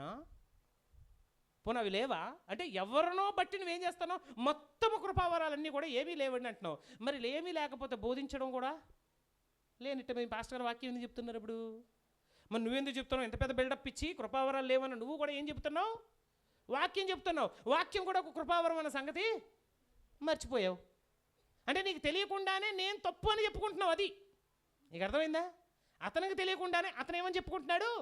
కృపావరాలు లేవు అంటే నువ్వు బోధించడం కూడా లేదు అన్న సంగతి మర్చిపోతున్నావు. అర్థమైంది? ఇప్పుడు హెచ్చరించడం, తర్వాత పంచిపెట్టుటను. పంచిపెట్టువాడు శుద్ధ మనసుతో ఏం చేయాలి? పంచిపెట్టాలి. పంచిపెట్టడం ఏంటి? పంచిపెట్టడం ప్రార్థనలో చూడండి, మరి స్వీట్స్ అవి పంచుతూ ఉంటారు కదా. ఎవరు పంచుతారు మీ చర్చిలో? ఎనీబడి ఎవరు పంచుతున్నారు? స్త్రీలా, పురుషులా? అబ్బాయి, మీ ఫ్యామిలీ ఎంతమంది ఉన్నారు ఇందులో? 4 మెంబర్స్ ఉన్నారు. మీ ఫ్యామిలీ మెంబర్స్కి ఎక్కువిస్తావా? అర్రే, అందరికీ ఈక్వల్గా ఇస్తావు కదా. అంటే లాస్ట్కి ఎక్కువిస్తావు వాళ్ళకి. అంటే పంచిపెట్టేవాడు ఏం చేయాలంటే శుద్ధ మనస్సుతో, అంటే ఇది నా వాళ్ళు, వీరు పరాయి వాళ్ళు. అందుకే వడ్డించేటప్పుడు అంటే ఎక్కువ శాతము ఈ భోజనాల కార్యక్రమం దగ్గర వస్తారు పెట్ట అయిపోద్దండి అంతా. అడు చూసా ముఖం చూసి 2 ముక్కలు వేసాడు నాకు. ఏమంటారు? మాంసం దగ్గరికి వచ్చేసరికి ఏమంటారని, వీడు 2 ముక్కలు వేసాడు నాకు. పక్కన్నడికి మాత్రం ఎంత వేసాడు, నాకు మాత్రం 2 పీసులు వేసాడు. శుద్ధ మనసు అంటారా దాన్ని? ఇలా తేడా వస్తాదని తెలిసే పాస్టర్ గారు గుర్తు చేశారు ఒకసారి. స్టెఫను గురించి గుర్తు చేశారు. స్టెఫను ఎవరు చెప్పండి? సంఘంలో వడ్డించేవాడు. స్టెఫను ఎవరు? వడ్డించేవాడికి ఏ అధికారము, ఏ అర్హత ఉండాలో తెలుసా? ఆత్మచేత నింపబడాలి, జ్ఞానము చేత నింపబడిన వాడై ఉండాలి. ఆత్మచేత నింపబడిన వాడు, జ్ఞానము చేత నింపబడిన వాడు మాత్రమే వడ్డించడానికి. సంవత్సరం అంతా కనబడ్డాడు. ఏదైనా ప్రేయర్ మీటింగ్ కానీ స్పెషల్ మీటింగ్స్ కానీ ఉంటే భోజనాలు వడ్డించడానికి ముందు బకెట్ ఎట్టుకుని నిలబడి ఎవరు చెప్పండి? ఆదివారం క్రైస్తవులు కూడా కాదు, వాళ్ళు పండగ క్రైస్తవులు. అప్పటివరకు రాడు, ఏ కార్యక్రమమైనా రాడు. స్పెషల్ ఈవెంట్స్ ఏమైనా ఉన్నాయంటే సంఘాల్లో మాత్రం ముందు వచ్చేస్తారు. ముందు పెట్టుకొని ఇదేం చెప్పండి, ఒక గరిట, చికెన్ బకెట్. సంవత్సరం అంతా కనబడ్డు. ఆత్మచేత నింపబడిన వాడేనా? జ్ఞానము చేత నింపబడిన వాడేనా? వాడికి ఆ బకెట్ పట్టుకొని అర్హత ఉందా? అయ్య బాబోయ్, వడ్డించడానికి ఇన్ని క్వాలిటీస్ కావాలా? వడ్డించడం మానేక నమ్మదల్లారా. కృపావరాన్ని అలవాటు చేసుకోండి, అలా ఉండడానికి ప్రయత్నం చేయండి. అర్థమవుతుందా? కానీ ఎవరు పడితే వారు వడ్డిస్తే శుద్ధ మనసు ఉండదు కాబట్టి వాళ్ళకి ఏమైపోతుందో తెలుసా? డిస్టర్బెన్సెస్ వచ్చాయి. ఆదిమ సంఘంలో డిస్టర్బెన్స్ వచ్చింది. చదువుతారు అపోస్తల కార్యం ఒకసారి. అపోస్తల కార్యములో జరిగినటువంటి డిస్టర్బెన్స్ అంతా ఇంత కాదండి. శుద్ధ మనసు అనేది లేకపోవడం వల్ల వారికి జరిగినటువంటి డిస్టర్బెన్స్. 6వ అధ్యాయము 1వ వచనం నుంచి చూద్దాం. 6వ అధ్యాయము 1వ వచనం. ఆ దినములలో శిష్యుల సంఖ్య విస్తరిస్తున్నప్పుడు అనుదిన పరిచర్యలో తమలోని విధవరాండ్రను చిన్న చూపు చూచిరని హెబ్రీ భాష మాట్లాడు వారు, గ్రీకు భాష మాట్లాడు యూదులు వాళ్ళ మీద, హెబ్రీ భాష మాట్లాడే వారి మీద సణుగుతున్నారట. వాళ్ళలో ఉన్నటువంటి విధవరాండ్రని ఎలా చూసారట? చిన్న చూపు, మీరు విధవరాండ్ర పక్కన కూర్చోండి అన్నారు. ఎవరు వీళ్ళు? వడ్డించేవాళ్ళు. ఎవరు వీరు? ఆహారాన్ని పంచేవారు వీళ్ళు. ఆ వడ్డించేవాళ్ళు అలా చేసేసరికి 12 కూడా అపోస్తలు తమ యొద్ద శిష్యుల సమూహమును పిలిచి, మేము దేవుని వాక్యం పంచిపెట్టడం మానేసి మీకు భోజనాలు వడ్డించుకుని కూర్చోమా? ఇప్పుడు మేము మీకు ఆహారం పంచిపెట్టే పనిలో ఉండాలా, మీకు వాక్యం పెట్టే పనిలో ఉండాలా? నిజం చెప్పండి, ఏది అవసరం చెప్పండి. మీకు వాక్యం కావాలా, ఆహారం వడ్డించాలా? వాక్యం కదా. నేను ఇలా కూర్చుంటే మా పిల్లలందరూ చేసుకొచ్చేస్తారు పని, అసలు పట్టుకోండి. కానీ నేను అక్కడే ఉంటాను, ఎవడన్నా తేడా చేస్తాడేమో అని అక్కడే నిలబడతా, ఎందుకంటే తప్పదు కదా. ఇప్పుడు మేము ఇక్కడ గెస్ట్లుగా వచ్చాం కాబట్టి మేము కూర్చుంటాం. కానీ మీ అయ్యగారు రాదు 2 అయింది ఇవన్నీ సెట్ చేసి లోపలికి వచ్చి పడుకునేసరికి మేము 12 గంటల పడుకుంటూ పోయాం. కానీ ఆయన 2 గంటలు ఎక్స్ట్రా ఎందుకు తీసుకున్నారు? పనులు కరెక్ట్గా జరుగుతున్నాయి లేదా? నేను ఉంటే ఏమవుతుంది? యవనస్తులు బాధ్యతగా చేస్తారు. ఆ బాధ్యత ఆయనకు ఉన్నది కాబట్టి ఆయన వచ్చి నిలబడ్డారు కాబట్టి మీరు కూడా ఏం చేశారు? పాస్టర్ గారు లోపల పడుకుంటే మీరు బయట పని చేస్తారా? అయిపోయిందిలా ఉంది, పాస్టర్ గారు కూడా లోపలికి వెళ్ళిపోయారు, మనం కూడా ఏం చేద్దాం, తెల్లవారు చూసుకుందాంలే అంటాం. కానీ పని అయినంత వరకు ఏం చేశారు? పాస్టర్ గారు కూడా మీతో ఉన్నారు. ఇక్కడ చూడండి, వాక్యం పంచిపెట్టడం మనిషి. ఇప్పుడు పాస్టర్ గారు పైకెక్కి ఈ టెంట్ కట్టాలంటే ఎలా ఉంటుంది? ఇంకా సపోజ్ ఏదైనా జరిగింది అనుకోండి, ఏ కాలు జారి పడ్డాం అనుకోండి, ఇప్పుడు మేము ఎక్కడ ఉండాలి? హాస్పిటల్లో ఉండాలి. వాక్యం ఎవరు చెప్తారు? ఇప్పుడు మొత్తం ఈవెంట్ అంతా ఏమైపోద్ది? మొత్తం ఖరాబ్ అయిపోద్ది కదా, పాడైపోద్ది కదా. అంటే పంచేవాడు పంచాలి, వాక్యం చెప్పేవాడు వాక్యం చెప్పాలి, పరిచర్య చేసేవాడు పరిచర్య చేయాలి. ఏ అవయవానికి ఇవ్వబడిన పని ఆ అవయవమే. కుక్క పని కుక్క చేయాలి, గాడిద పని అంటే మేము కుక్కల గాడిదలు అనుకోకండి. ఎగ్జాంపుల్ ఇది. ఏంటిది? చాకలవాడికి ఒక గాడిద ఉంది, ఒక కుక్క ఉంది. ఏముంది? ఒక గాడిద, ఒక కుక్క. వాళ్ళు ఏం చేశారంటే రోజు కూడా గాడిద మీద బట్టలు తీసుకొని వెళ్ళి చెరువులోకి తీసుకెళ్ళి ఉతికేసి మళ్ళీ దాన్ని ఎండబెట్టి గాడిద మీద తీసుకొని వచ్చి లోపల పెట్టి హాయిగా రాత్రికి ముందేసి పడుకునేవాడు. ఒకరోజు రాత్రి దొంగడు వచ్చాడు. ఎవరింటికి? ఈ చాకలవాని ఇంటికి. దొంగడు వచ్చినప్పుడు కుక్క ఉంది ఇక్కడ గేటు దగ్గరే. దొంగడు లోపలికి వెళ్ళినాడు, పని చెప్దామని చూస్తుంది. కుక్క ఏం చేస్తుంది? లోపలికి వెళ్ళాక వాడు పని చెప్దామని కూర్చుంది. ఈలోగా గాడిద అంటుంది, అది అరుస్తుంది, ఏయ్ దొంగోడు వచ్చాడు కనబట్టలేదా నీకు? ఏమంటుంది? కుక్కను చూసి, నీ దొంగోడు వచ్చాడు అరవాలని నీకు తెలీదా?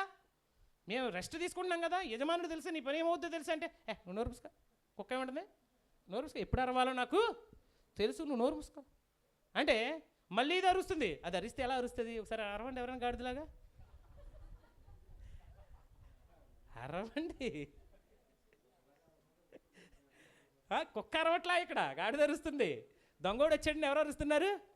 పాపం బాగా తాగేస్తున్నాడు. ఇదేంద్ర అర్ధరాత్రి దీని గోల, ఇదేంటి అర్ధరాత్రి గోలని తాగేస్తున్నాడు కదా. కసిరినా సరే ఏం చేయట్లేదు, ఇంకా వెళ్ళిపోతున్నాడు, లోపలికి వెళ్ళిపోయి బట్టలన్నీ ఇప్పేస్తున్నాడు. ఇదిగో జనాల బట్టలు ఎత్తిపోతున్నాడు. నీకు అస్సలు నువ్వు అరవ్వా అంటుంది కుక్కని. ఎవరు? గాడిద. నువ్వు అరవ్వా? అది కూడా బట్టలన్నీ తీసేస్తున్నాడు. మన యజమానుడికి నష్టం వస్తుంది అంటే, నువ్వు నోర్మి, ఎప్పుడు అరవాలో నాకు తెలుసు. కుక్క ఏమంటుంది? ఎప్పుడు అరవాలో నాకు తెలుసు, నువ్వు నోర్మి. వినలా. ఇది ఇంకా గట్టిగా అరుస్తుంది. ఇంక ఇది అరిసేలా లేదు, నేనే యజమానులు లేపుతానని అరవడం మొదలెట్టింది. అరవడం మొదలెడితే తాగేసి పడుకునేటువంటి యజమానికి చిరాకు వచ్చి కుక్క అరిస్తే దొంగలు పడ్డారని తెలుస్తుంది. గాడిద అరిస్తే ఏమవుతుంది? దీనికి తిండి ఎక్కువైపోయిందని పక్కన ఉన్న గొడ్డలై చిరాకు ఇసిరేసాడు. ఇసిరితే ఏమైంది? కరెక్ట్గా వెళ్ళి కరెక్ట్గా గాడిదకి వెళ్ళి హెడ్కి తగిలి చచ్చిపోయింది. తెల్లవారికి ఏం జరిగింది అంటే దొంగోడు బట్టలు ఎత్తుకెళ్ళిపోయాడు. తెల్లవారులు వేసరికి ఏమైంది? ఇప్పుడు కుక్క పని గాడిద చేసి ఏం చేసింది? చచ్చింది. గాడిద పని గాడిదే చేయాలి, కుక్క పని. ఇప్పుడు అర్థమైంది కదా సామెత. ఈ సామెత వెనకాల ఇంత బ్యాక్గ్రౌండ్ ఉంది. ఎవరి పని? టెంట్లు కట్టే పని మాది కాదు. యవనస్తులు యాక్టివ్గా ఉండేవాళ్ళు, హుషారుగా ఉండేవాళ్ళు, సన్నగా ఉండి బలంగా ఉండేవాళ్ళు ఏం చేస్తారు? పైకి ఎక్కుతారు. లావుగా ఉన్న ఒక ఆయన ఉన్నాడు ఇంకా మన చర్చిలో, పైకి ఎక్కండి ఎక్కుతాడా? మరి బాబు పైకి ఎక్కితే ఊసన్న ఇరిగిపోద్ది, నేనైనా పడిపోతాను, సన్నగా ఉన్న వాళ్ళు ఎక్కండిరా అంటారు. అంటే ఆయన పని ఏంటి? మీకు సహకరించడం, కింద నుండి సపోర్ట్ ఇవ్వడం, అవసరమైతే మిమ్మల్ని పైకి లేపి ఆయన ఒక నిచ్చెనలా పట్టుకోవడం, అంతే కదండి. ఏవేవో గుర్తొచ్చేస్తాయి మీకు చేయబేగత్త కానీ కదా. దేవునికి స్తోత్రం కలుగును గాక. అంటే ఆ లావుగా ఉన్న అవయవానికి ఒక పని ఉంది, సన్నగా ఉన్న అవయవానికి బాధ్యతలు వేరేగా ఉన్నాయి, పనులు వేరేగా ఉన్నాయి, కార్యక్రమాలు వేరేగా ఉన్నాయి. ఎందుకు ఈ విషయాన్ని చెప్తున్నానంటే వాక్యంలో కూడా అదే రాయబడింది ప్రియమైన వారలారా. ఇక్కడ ఎప్పుడైతే మేము వాక్యము బోధించడం అని మీకు ఆహారం పెట్టాలా? మేము ఆహారం పంచిపెట్టడానికి కూర్చోమా? ఆహారం పంచిపెట్టే పని మాది కాదు, మేము మీకోసం వాక్యం పంచాలి, ప్రార్థన చేయాలి, అదే మా బాధ్యత అని.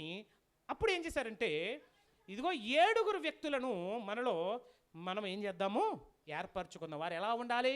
వాళ్ళకి క్వాలిఫికేషన్స్ ఉండాలి, బాగా చదువుకున్న వాళ్ళై ఉండాలి, తెల్లగా బలంగా ఉండాలి. ఎలా ఉండాలి? చెప్పగానే వినేవాడే ఉండాలి అన్నారా? అక్కడ క్వాలిఫికేషన్ చదవండి ఒకసారి.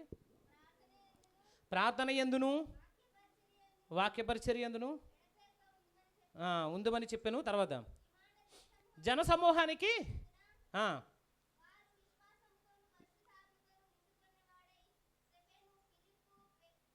దేంతోనట? విశ్వాసముతోనూ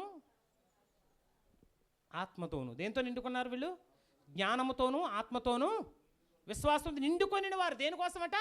భోజనాలు వడ్డించడానికి ఏర్పాటు చేసుకున్నారు. దేవునికి స్తోత్రం కలుగును గాక. శుద్ధ మనసు ఎవరికి ఉంటుంది తెలుసా? వాళ్ళకే ఉంటుంది, ఆత్మచేత నింపబడిన వారికి. ఇప్పుడు చెప్పండి, భోజనాలు వడ్డించడానికి కూడా కృపావరం కావాలా లేదా? అవసరమైందా? ఎందుకు అవసరమైంది? పైన చూడండి, కొట్టుకు చచ్చిపోతున్నారు. 2 భాషలు మాట్లాడేటువంటి వారు ఉన్నారు. ఒకరు గ్రీకు భాష మాట్లాడేవారు, ఇంకొకరు హెబ్రీ భాష మాట్లాడేవారు. వీరిరువురికి మధ్య ఎక్కడొచ్చింది తగాదంతా? సంఘాల్లో కూడా తగాదులు ఎక్కడొస్తాయి? ఇదిగో వాడు బకెట్ పెట్టుకుని మొత్తం మాంసం అంతా ఏం చేశాడు? వడ్డించేశాడు వెనకాల ఉన్న వాళ్ళకి. రేపటి నుంచి నెక్స్ట్ కార్యక్రమం నుంచి నువ్వు మాత్రం ఆ బకెట్ మాత్రం నువ్వు పట్టుకోకు, అన్న వడ్డించుకోంట. మార్చేస్తామండి, అవునా కదండి? ఈసారి అవగొట్టేసాడు అనుకోండి, నెక్స్ట్ టైం ఏం చేస్తాం? బాబు నీకు మహా అయితే సాంబారు మంచినీళ్ళు కావాల్సింది వేసుకో, కానీ మాంసం మాత్రం కావాల్సినంత వేయకు. వెనకాల ఉన్న వాళ్ళు కూడా నువ్వేం చేయాలి? ఫాస్ట్గా చెప్తుంటారు, వెనకాల ఇంకొక 50 మంది వచ్చేది ఉంది, జాగ్రత్త అనగానే వడ్డించుడు ఏం చేస్తాడు? కొంచెం తగ్గించుకుంటూ అందరికీ సరిపెట్టుకుని రావడానికి ఆలోచన చేస్తాడు. ఇక్కడ కూడా ప్రియమైన వాళ్ళరా, ఈ కృపావరంలో ఇదొక భాగం, ఇదొక పార్ట్. పంచిపెట్టడం కూడా ఒక పార్ట్. చదవండి, ఎక్కడికి వచ్చాను? మళ్ళీ రోమిలకు రాసిన పత్రిక వచ్చేయాలి. వదిలేండి, ఇంక అయిపోయింది. ఇది ఎగ్జాంపుల్. ఇది రోమిలకు రాసిన పత్రిక వచ్చేసేయండి, 12వ అధ్యాయము. పై విచారణ చేయువాడు జాగ్రత్తతో చేయాలి. పై విచారణ చేయడం అంటే, పై విచారణ అంటే పాస్టర్ గారు చూడకూడదు. ఎవరు వచ్చారు?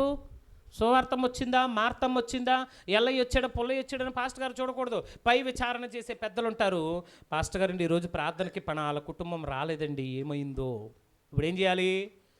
పాస్టర్ గారు వెళ్ళడం కాదు, వాళ్ళు వెళ్ళి ఆ కుటుంబం యొక్క యోగక్షేమాలకు తెలుసుకుని మీరు ఎందుకు ప్రార్థనకు రాలేదు, ఏం జరిగిందని వాళ్ళని ఏం చేయాలి? విచారణ చేయాలి. దేవునికి స్తోత్రం కలుగును గాక.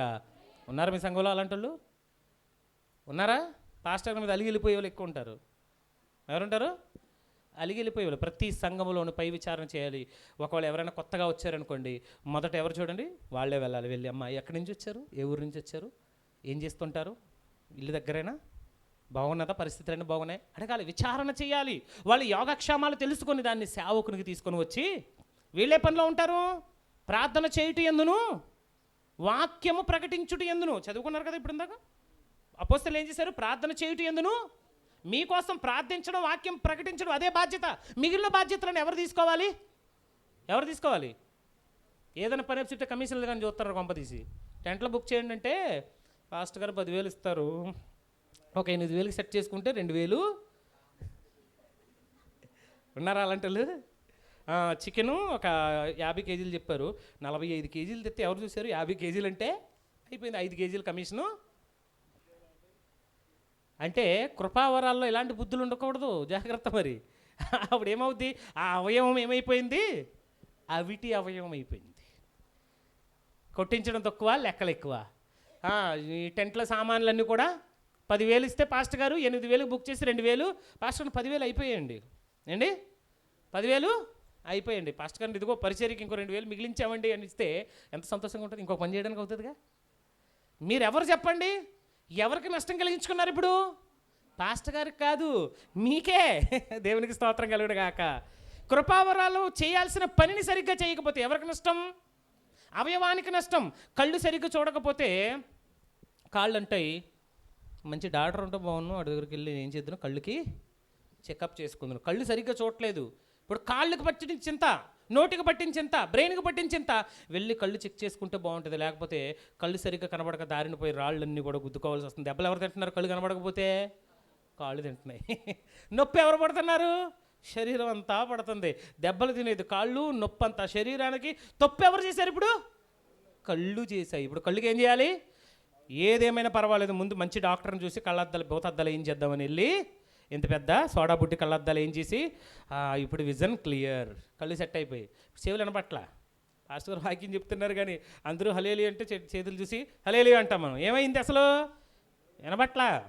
నిద్రపోతున్న వాళ్ళు దేవుని స్తోత్రం అనగానే ఏం చేశారు మీరు అందరూ? గట్టిగా చెప్పేశారు. అంటే ఏమైంది? అందరూ చెబుతున్నారు, గుంపులో మనం కూడా ఏం చేద్దాము?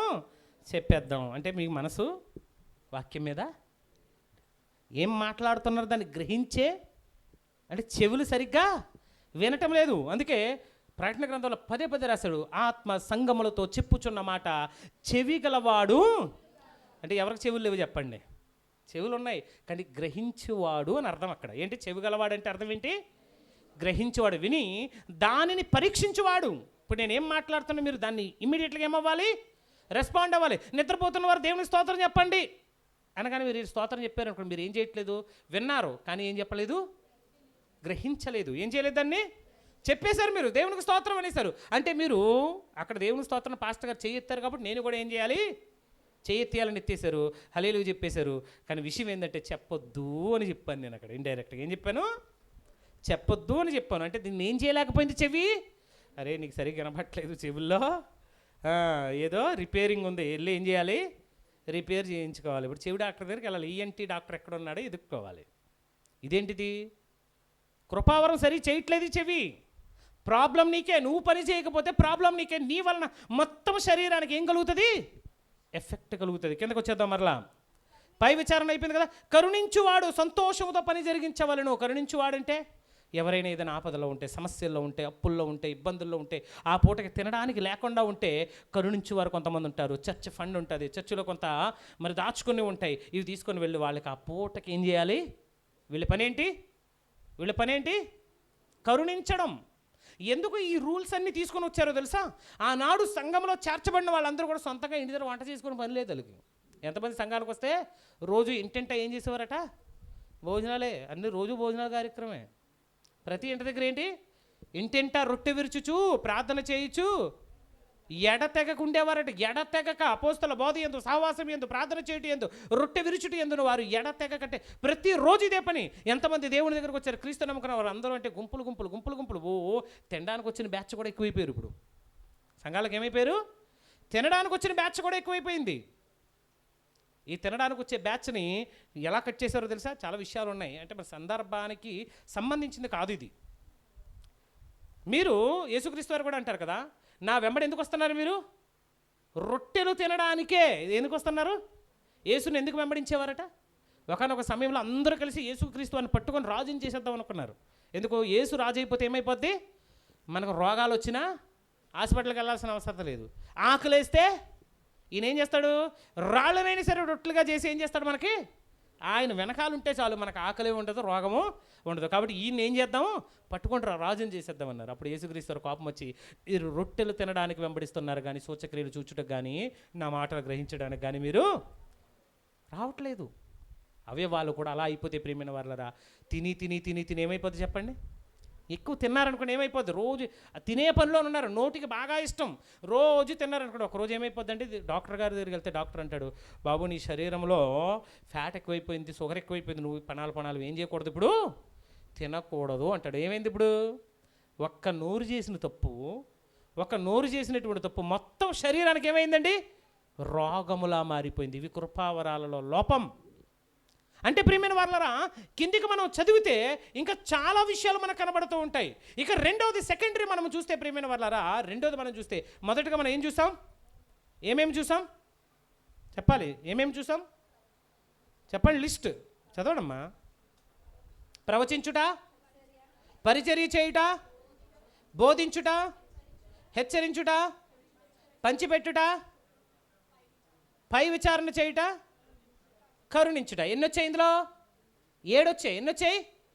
7. అంతేనా? 7 పక్కన పెట్టండి. ఇంకేనా ఉన్నాయి 21లో? ఇప్పుడు పాస్టర్ గారు ఎంత ఇచ్చారు టైం నాకు? ఒకసారి టైం చూసుకోండి. ఇప్పుడు చూసుకోండి టైం. ఇంకా అర్ధగంట ఉందట. ఇంకా మిగిలినవన్నీ కూడా ఈరోజు చెప్పేసి మిమ్మల్ని వదులుతాను. నాకు సంబంధం లేదు బాబు. ఆయన చెప్పాను ముందుగా ఇమ్మని, ఆయన లేట్గా ఇచ్చారు, నాకు సంబంధం లేదు. నేను ఆ 21 చెప్పేయాలి, అప్పుడు వదలాలి మిమ్మల్ని. సాయంకాలం అయినా నాకు సంబంధం లేదు. ఉపవాస గుడికిలేనా? నీకేం బాబు తినేసి కూర్చున్నావు? ఓకే, తర్వాత చూద్దాం ప్రియమైన వాళ్ళరా. ఇప్పుడు మరలా మిగిలిన వాటిలో కొన్నింటిని మనం ఆలోచన చేద్దాం. ఎఫెసీయులకు రాసిన పత్రిక 4వ అధ్యాయము, ఎఫెసీయులకు రాసిన పత్రిక 4వ అధ్యాయము 12-13 వచనాలు మనం చదువుదాం. ఎఫెసీయులకు రాసిన పత్రిక 4వ అధ్యాయము 12-13 వచనాలు చదువుదాం. 4:12 అమ్మా, ఎఫెసీయులకు రాసిన పత్రిక.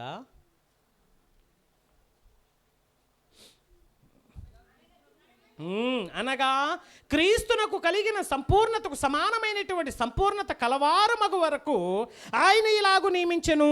ఎలాగూ నియమించాడు? మనమందరూ కూడా ఎవరి పరిపూర్ణతకు సమానమై వాళ్ళట? ఎవరి సంపూర్ణతకు చెప్పాలి? హలో, మనమందరము ఎవరి సంపూర్ణతకు సమానమైన సంపూర్ణత అవ్వాలంటున్నాడు? క్రీస్తుతో ఈక్వల్ అవ్వాలి. మనమందరం కూడా ఎవరితో ఈక్వల్ అవ్వాలి? క్రీస్తుతో ఈక్వల్ అవ్వడం కోసం ఆయన కొన్ని సిస్టమ్స్, కొన్ని కృపావరాలను పెడుతున్నాడు. అందులో మరొకసారి చెప్తున్నాడు చూడండి, ఇక్కడ పరిశుద్ధులు సంపూర్ణులగునట్లును క్రీస్తు శరీరము క్షమాభివృద్ధి చెందినట్లును. ఎవరవ్వాలి? పరిశుద్ధులేమవ్వాలి? పరిశుద్ధులేమవ్వాలి? అయ్యా చెప్పండి అమ్మా. పరిశుద్ధులు సంపూర్ణులు అవ్వాలి. క్రీస్తు శరీరం ఏమవ్వాలి? క్షేమము, అభివృద్ధి. క్షేమం అంటే ఆరోగ్యంగా ఉండాలి, అంటే యాక్టివ్గా ఉండాలి. అభివృద్ధి అంటే జనాలతో కలకల్లాడిపోవాలి. దేవునికి స్తోత్రం కలుగును గాక. సంఘంలో ఏముండాలట? క్షేమం ఉండాలి, అంటే అందరూ పనిలో ఉండాలి. అంత మాత్రం కాదు, జనాలు కుప్పలుగా మన సంఘానికి ఏమవ్వాలి? అన్యులందరూ కూడా రక్షింపబడి నడిపించబడాలి. అభివృద్ధి అంటే అది. అంతేగాని సంఘం అభివృద్ధి చెందడం అంటే అందరూ బాగా తినేసి ఉప్పుపోవడం కాదు. దేవుడు ఆదాము అవ్వలను దీవించాడు. ఏమని దీవించాడు? మీరు ఫలించండి, అభివృద్ధి పొందండి, విస్తరించండి, భూమిని నింపండి అన్నాడు. ఫలించడం అంటే ఏంటి? ఈ పక్కనో పువ్వులు, ఈ పక్కనో కొన్ని కాయలు, ఈ పక్కనో కొమ్మలు. ఇదే ఫలించడం అంటే. ఆదాముకు ఇప్పుడు కొమ్మలో పువ్వులు రావాలా? ఫలించడం. మనిషి ఎలా ఫలిస్తాడు? చెప్పాను కదా వాక్యం ఆ రోజు, ఇక్కడే చెప్పాను. తబితా సిస్టర్ మ్యారేజ్కి చెప్పాను ఈ వాక్యం. ఫలించడం అంటే ఏంటి? పిల్లల్ని కండం. ఫలించడం అంటే అర్థం ఏంటి? చెప్పండి. ఫలించడం అంటే అర్థం ఏంటి? పెళ్లి చేసుకున్న వాళ్ళు ఫలించడం అంటే అర్థం ఏంటి? పిల్లల్ని కండం అని అర్థం. అక్కడ ఫలించండి అన్నాడు. తర్వాత ఏమన్నాడు? అభివృద్ధి పొందన్నాడు. మనిషి ఎలా అభివృద్ధి పొందుతాడు? పిల్ల పాపలతో కలకాలం సల్లగా ఉండు అంటాం, అంతే కదా. అది కూడా ఏంటిది? అభివృద్ధి. తర్వాత ఏమన్నాడు? విస్తరించండి అన్నాడు. విస్తరించండి అంటే ఇదా? విస్తరించండి అంటే పిల్లలు కనేసి పెళ్ళిళ్ళు చేసి మొత్తం రాజ్యం ఒక ఊరిని తయారు చేసేయాలి. అది విస్తరించడం. ఆదాము అవ్వలకి ఇచ్చిన పని ఏంటి? ఆదాము అవ్వలకి విస్తరించడం అంటే ఏంటి? పిల్లలు కనండి అని. మొదటి ఆశీర్వాదంలో పిల్లలు కనండి అన్నాడు, రెండవ ఆశీర్వాదంలో పిల్లలు కనండి అన్నాడు, మూడవ ఆశీర్వాదంలో పిల్లలు కనండి అన్నాడు, నాలుగవ ఆశీర్వాదం అంటాడు భూమిని నిండించండి అన్నాడు. అంటే భూమిని నిండించడం అంటే మళ్ళీ పిల్లలు కనమన్నాడు, అంతే. 4 ఆశీర్వాదాలకి రీజన్ ఏంటి? పిల్లల్ని కనండి. పెళ్ళి ఎందుకు చేసుకుంటున్నారు? పిల్లల్ని కనండి. ఆపరేషన్ చేసుకోవడానికి కాదు, ఫ్యామిలీ ప్లానింగ్ చేసుకోవడానికి. కనండి 5, 10, 15 మంది కనేసుకుంటే వెళ్ళిపోండి. ఇప్పుడు కంటే తినడానికి తిండి ఉండదు. అప్పుడు వాళ్ళకి మొత్తం భూమల్లా దేవుడు రాసి ఇచ్చేసాడు. చెట్ల నిండా ఫలాలే, ఏం కష్టపడాల్సిన పని లేదు. భూమిని నింపుకొని, భూమి విస్తారమైనటువంటి భూమి ఉంది, కావలసినంత భూమి ఉంది. ఇందులో ఎంతమందికి 10 ఎకరాలు ఉన్నాయి? మేబీ ఎవరు లేకపోవచ్చు. పోనీ ఎంతమంది 2 ఎకరాలు ఉన్నాయి? ఒకరిద్దరు ఉండొచ్చు. ఎంతమందికి 5 ఎకరాలు ఉన్నాయి? ఒకరిద్దరు ఉండొచ్చు. అంతకుమించి ఎక్కువ ఉంటారు. ఎగ్జాంపుల్ చెప్తున్నా. కానీ ఆ రోజు ఆదాము భూమి ఎంత? ఏదైనా మనమే 3000 కిలోమీటర్లు. దేవునికి స్తోత్రం కలుగునుగాక. ఎంత? 3000 కిలోమీటర్లకి ఆసామి జమీందారీ ఈయన. మరి ఎంతమంది పిల్లలు కావాలి చెప్పండి 3000 కిలోమీటర్లు పండించాలంటే? అందుకే ఫలించండి, అభివృద్ధి పొందండి, విస్తరించండి, భూమిని నింపండి. ఇప్పుడు అదే విషయాన్ని ఇక్కడ అప్లై చేయండి. పరిశుద్ధులు సంపూర్ణులు అవ్వాలి. క్రీస్తు శరీరం ఏమవ్వాలి? క్షేమము, అభివృద్ధి. క్రీస్తు శరీరం అంటే ఎవరు చెప్పాలి? క్రీస్తు శరీరం అంటే ఎవరు? మేమనండి. ఎవరు? మీరేమవ్వాలి? ఇప్పుడు మొదటిది సంపూర్ణులు అవ్వాలి. ఏమవ్వాలి? రెండోది ఏంటి? క్షేమముగా ఉండాలి. మూడోది ఏంటి? అభివృద్ధి పొందాలి. ఎప్పుడు చూసినా ఈ మోకాల్లో చూడాల్సి వస్తుంది. ఇంకేం అభివృద్ధి? కొత్త మోకాలు అయ్యి అంటే ఈ అవయవాలు ఏం చేయట్లేదు? పని చేయట్లేదు. అవయవాలు ఏమవట్లేదు? ఇప్పుడు మీకు ఎంతమంది గొర్రెలు ఉన్నాయి? గొర్రెలు కానీ, బర్రెలు కానీ, మేకలు కానీ, ఎనీవన్ చేతులెత్తండి. ఎనీవన్ ఏదైనా, మేకలు కానీ, గొర్రెలు కానీ, బర్రెలు కానీ, ఆవులు కానీ, కోళ్ళు కానీ, బాతులు కానీ ఉన్నాయా? అయ్యా ఉంటే ఉన్నాయని చెప్పండి. ఉన్నాయి కదా అమ్మా? కోళ్ళు మీరు పెడతారా, కోళ్ళే పెడతాయా? బర్రెలు మీరు కంటారా, బర్రెలే కంటాయా? మేకలను మీరు కంటారా, మేకలే కంటాయా? చెప్పండి. ఈ మేక వచ్చి ఈ సంవత్సరం మేకలు వేయలేదు అనుకోండి, దాన్ని ఏం చేస్తారు? అది ఏమంటారండి, కటిక వాడికి అమ్మేస్తాం అంతేనా? ఇది ఏం చేయలేదు, పిల్లలు వేయట్లేదు. సంవత్సరం చూసి ఏం చేస్తాం, 6 నెలలు చూసి దీన్ని కోయడానికి అమ్మేస్తాం. పాస్టర్ గారు కొత్తగా వచ్చినాడు అన్నారు, అయ్యగారు పెద్ద పోతుంది వేసేద్దాం అంటున్నాడు ఆయన. ఫస్ట్ సారి వచ్చినప్పుడు మరి పెద్ద పోతుంది అయ్యగారు వేసేసి కొండ మీద తినేద్దామంటారు. ఎవరు బాబు ఈ పోతుల సంగతి దేవుడెరుగు, నేను తినను అంటే ఎగ్జాంపుల్ చెప్తున్నా. మేకల కన్నప్పుడు, బర్రెలు కన్నప్పుడు, కోళ్ళని కన్నప్పుడు, ఇప్పుడు సంఘంలో ఉన్న అవయవాలే పాస్టర్ గారు కనాలా? పాస్టర్ గారు వచ్చిన అవయవాలకి ఏం చేస్తాడు? వాక్యం చెప్పి. ఇప్పుడు ఏదైనా వనంలో ఆదాం ఎందుకున్నాడు? రెండే 2 పనులు ఆదాం ఉండడానికి కారణం. ఒకటి సేద్యం చేయుటకు, రెండోది కాపు కాయుటకు. ఏదైనా వనంలో ఎందుకు పెట్టాడు? సేద్యం చేయుటకు, కాపు కాయుటకు. పాస్టర్ గారి పని ఏంటి? సేద్యం చేయాలి. సేద్యం చేయడం అంటే నేలను బాగా దున్ని, రాళ్ళు లేకుండా, పింకులు లేకుండా వాటన్నిటిని క్లీన్గా చేసి, మట్టిని మెత్తగా చేసి దాన్ని ఏం చేయాలి? సేద్యం చేసిన తర్వాత ఏం చేయాలి? కాపు వేయాలి, అందులో విత్తనాలు వేయాలి. అది ఫలించినప్పుడు ఆ కాపున చక్కగా ఫలిస్తున్నా లేదా, కలుపు మొక్కలు ఉంటే తీసేసి చక్కగా పంట ఎలా ఉండాలండి? కలుపు మొక్కలు లేకుండా, చండాలమైనటువంటి మొక్కలు లేకుండా, ముళ్ళ మొక్కలు లేకుండా అవన్నిటిని కూడా నీట్గా కాపాడడం రైతు యొక్క బాధ్యత. ఇప్పుడు పాస్టర్ గారు ఏం చేస్తారు చెప్పండి?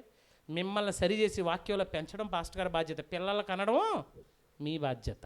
ఎవరి బాధ్యత? ఇప్పుడు కొత్త విశ్వాసం రావాలంటే ఎవరి బాధ్యత అది? చెప్పండి, నిజం చెప్పండి, ఒప్పుకుంటారా? పాస్టర్ గారు ఏం చేయాలి? పాస్టర్ గారు సువార్త చెబుతారు, కానీ మీరేం చేయాలి? ఆ వ్యక్తి క్రీస్తులోకి వచ్చేంత వరకు సపోర్ట్ ఇవ్వాలి. పాస్టర్ గారు ఏం చెప్తారు? మీ అందరికి కలిపి ఒకే వాక్యం చెప్తాను నేను. కొత్తగా వచ్చారనుకోండి, ఈ మాటలు అర్థమవుతాయి వాళ్ళకి. కొత్తగా వచ్చాయనుకోండి అర్థమవుతాయి, అర్థం కావాలి. ఇప్పుడు వాళ్ళకి అర్థం కావాలంటే ఏం చేయాలి? ఇప్పుడు మీరు చెప్పాలి, అయినా ఇది ప్రాసెస్, ఇది ఎందుకు చెప్పామంటే ఇది కారణము, లోకంలో ఎలాంటి బోధలు ఉన్నాయి, ఇలాంటి రకాలైనటువంటి బోధలు ఉండడం వలన మనం మోసపోతున్నాము, కాబట్టి ఇదిగో ఈ వాక్యాన్ని ఇలా అర్థం చేసుకోవాలని ఎవరు చెప్పాలి? అవయవాలు చెప్పాలి. ఎందుకంటే మేము చేసే ప్రసంగాలు ఎన్ని? ఒకటే, కానీ మీరు వినే ప్రసంగాలు ఎన్నో తెలుసా? 10. ఎన్ని ప్రసంగాలు వింటారో, అంతే కదండి? మేము మాత్రమే చెప్తాం, కానీ మీరు 100 మంది పాస్టర్ల ప్రసంగాలు వింటారు. ఎవరు తెలివైన వాళ్ళు చెప్పండి? ఇప్పుడు ఎవరు తెలివైన వాళ్ళు? మేమా మీరా? మీరే.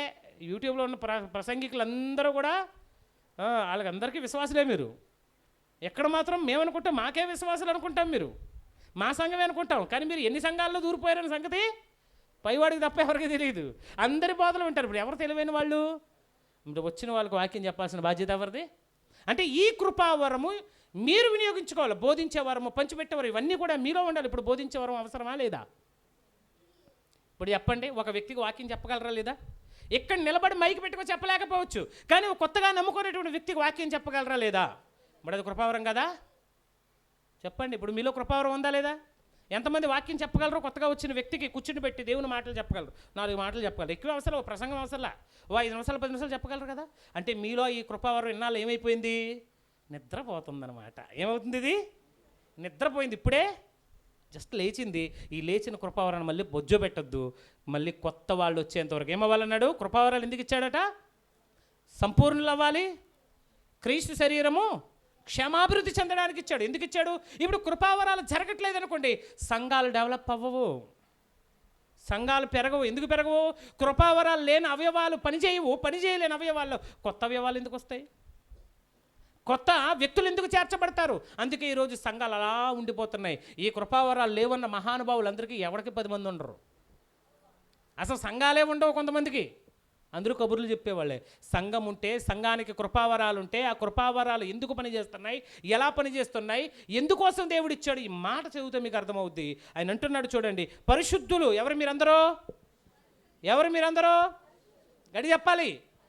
పరిశుద్ధులు ఏమవ్వాలి? సంపూర్ణులు అవ్వాలి. మీరు సంపూర్ణులు అవ్వాలి అంటే కృపావరాలు కావాలంటుంది వాక్యం. తర్వాత సంఘము అనగా క్రీస్తు శరీరము క్షేమము అభివృద్ధి చెందడానికి కొన్నింటిని ఆయన ఇస్తున్నారు చూడండి. పరిచర్య ధర్మము జరిగించడానికి కృపావరాలు దేనికి?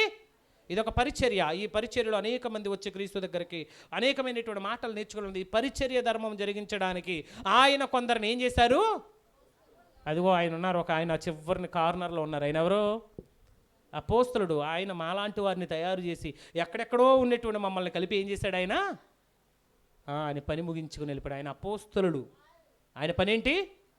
అనేక మంది సేవకులను తయారు చేసేవారిని అపోస్తలులు అంటారు. ఆయన అనేక మంది సేవకులు తయారు చేసి సుమారుగా ఆయన జీవితంలో ఆయన చెప్పినటువంటి సాక్ష్య ప్రకారము 1300 మంది సేవకులకి ఆయన బాప్తిసం ఇచ్చారని చెప్పారు ఆయన. ఇప్పుడు చెప్పండి ఎంతమందికి? 1300 మందికి సేవకులకు అంతమందికి ఆయన ఇచ్చారంటే ఆయన అపోస్తలుల పరిచర్య. అందుకే ఆయనకంటూ ప్రత్యేకంగా ఒక సంఘం లేదు. ఎక్కడ మీటింగ్స్ ఉంటే అక్కడ, ఎక్కడ సువార్త అవసరమైతే అక్కడికి ఆయన ఏం చేశారు? అపోస్తలులు వెళ్ళిపోయారు. తర్వాత ఎవరున్నారు చూడండి. కొందరిని దేవుడు ఏం చేశారట?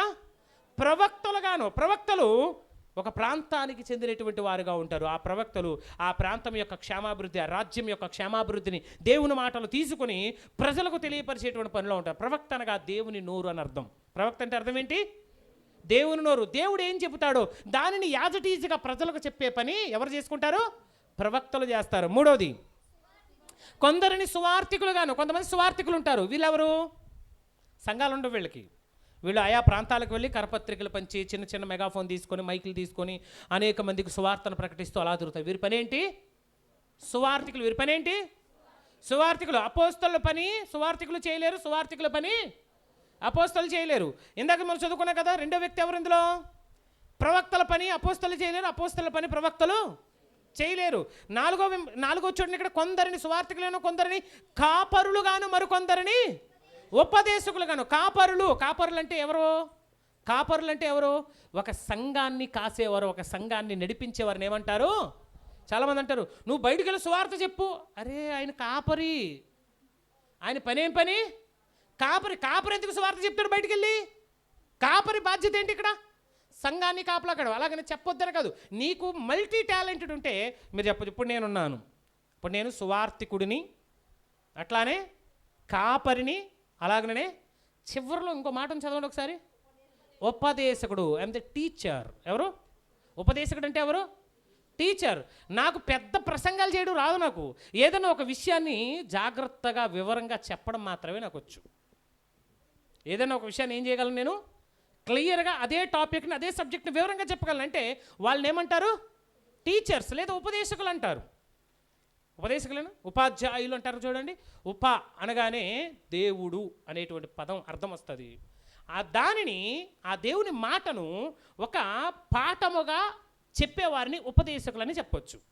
ఇందులో ఎన్ని రకాలు వచ్చారు? 5 రకాలు. ఇందులో ఎన్ని వచ్చారు? ఇందాక ఎన్ని వచ్చారు? 7. ఇప్పుడు ఎన్ని వచ్చారు? 5. ఇందాక 7, ఇప్పుడు 5. ఎవరెవరు ఇప్పుడు 5 చెప్పండి మరలా చెప్పాలి. మొట్టమొదటిగా అపోస్తలులు, ప్రవక్తలు, సువార్థికులు, కాపరులు, ఉపదేశకులు. వీళ్ళందరి పనులు వేరువేరుగా ఉన్నాయా? ఒకేలా ఉన్నాయా? రిలేటెడ్ ఒకటే. అందరి బాధ్యత క్రీస్తు గురించి చెప్పడమే. బట్ వీళ్ళందరి పనులు కూడా వేరువేరుగా. ఇప్పుడు నేను ఇలాగే ఊరి మీద పడి తిరుగుతున్నాను అనుకోండి, మా సంఘం ఏమైపోద్ది? అక్కడ ఏమైపోద్ది?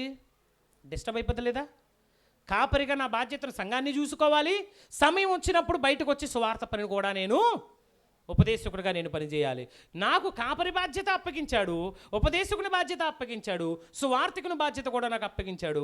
నాకు డ్రమ్స్ వాయించడం వచ్చు, పాటలు పాడడం వచ్చు, మ్యూజిక్ వాయించడం వచ్చు. అంటే నాలో కృపావరాలు ఎన్నున్నాయి? మల్టిపుల్. ఎన్నున్నాయి? రకరకాలు, చాలా రకాల కృపావరాలు ఉన్నాయి. ఇప్పుడు ఈ కృపావరాలు నేను ఏం చేసుకోవాలి? వాడాలి. దేవుని పనిలో ఏం చేయాలి? నేను వాడాలి. డ్రమ్స్ వాయించాలి, డ్రమ్స్ వాయించాలి. దాంతోపాటుగా పాట పాడాలి, పాట పాడడం వస్తే పాట పాడాలి, డ్రమ్స్ కూడా వాయించాలి. అది కూడా అంటే అది ఇందులో రాయబడలేదు కదండి అనుకోవచ్చు. ఇవన్నీ కూడా సంఘంలో జరిగేటువంటి పనులు. ఇప్పుడు డ్రమ్లు వాయించకపోతే పాట పాడగలమా? అందంగా ఉంటుందా? దేవుని స్తుతించడానికి ఒక హుషారు వస్తుందా? రాదు కదా. ఇప్పుడు సంగీతములతోనూ వాయిద్యములతోనూ ప్రభుని స్తుతించండి అన్నాడు. ఇప్పుడు సంగీతములు అంటే ఏంటి? సంగీతములు అనగానే పాటలు ఒకటే కాదు, వాయిద్యాలు కూడా వచ్చేస్తాయి ఇందులో.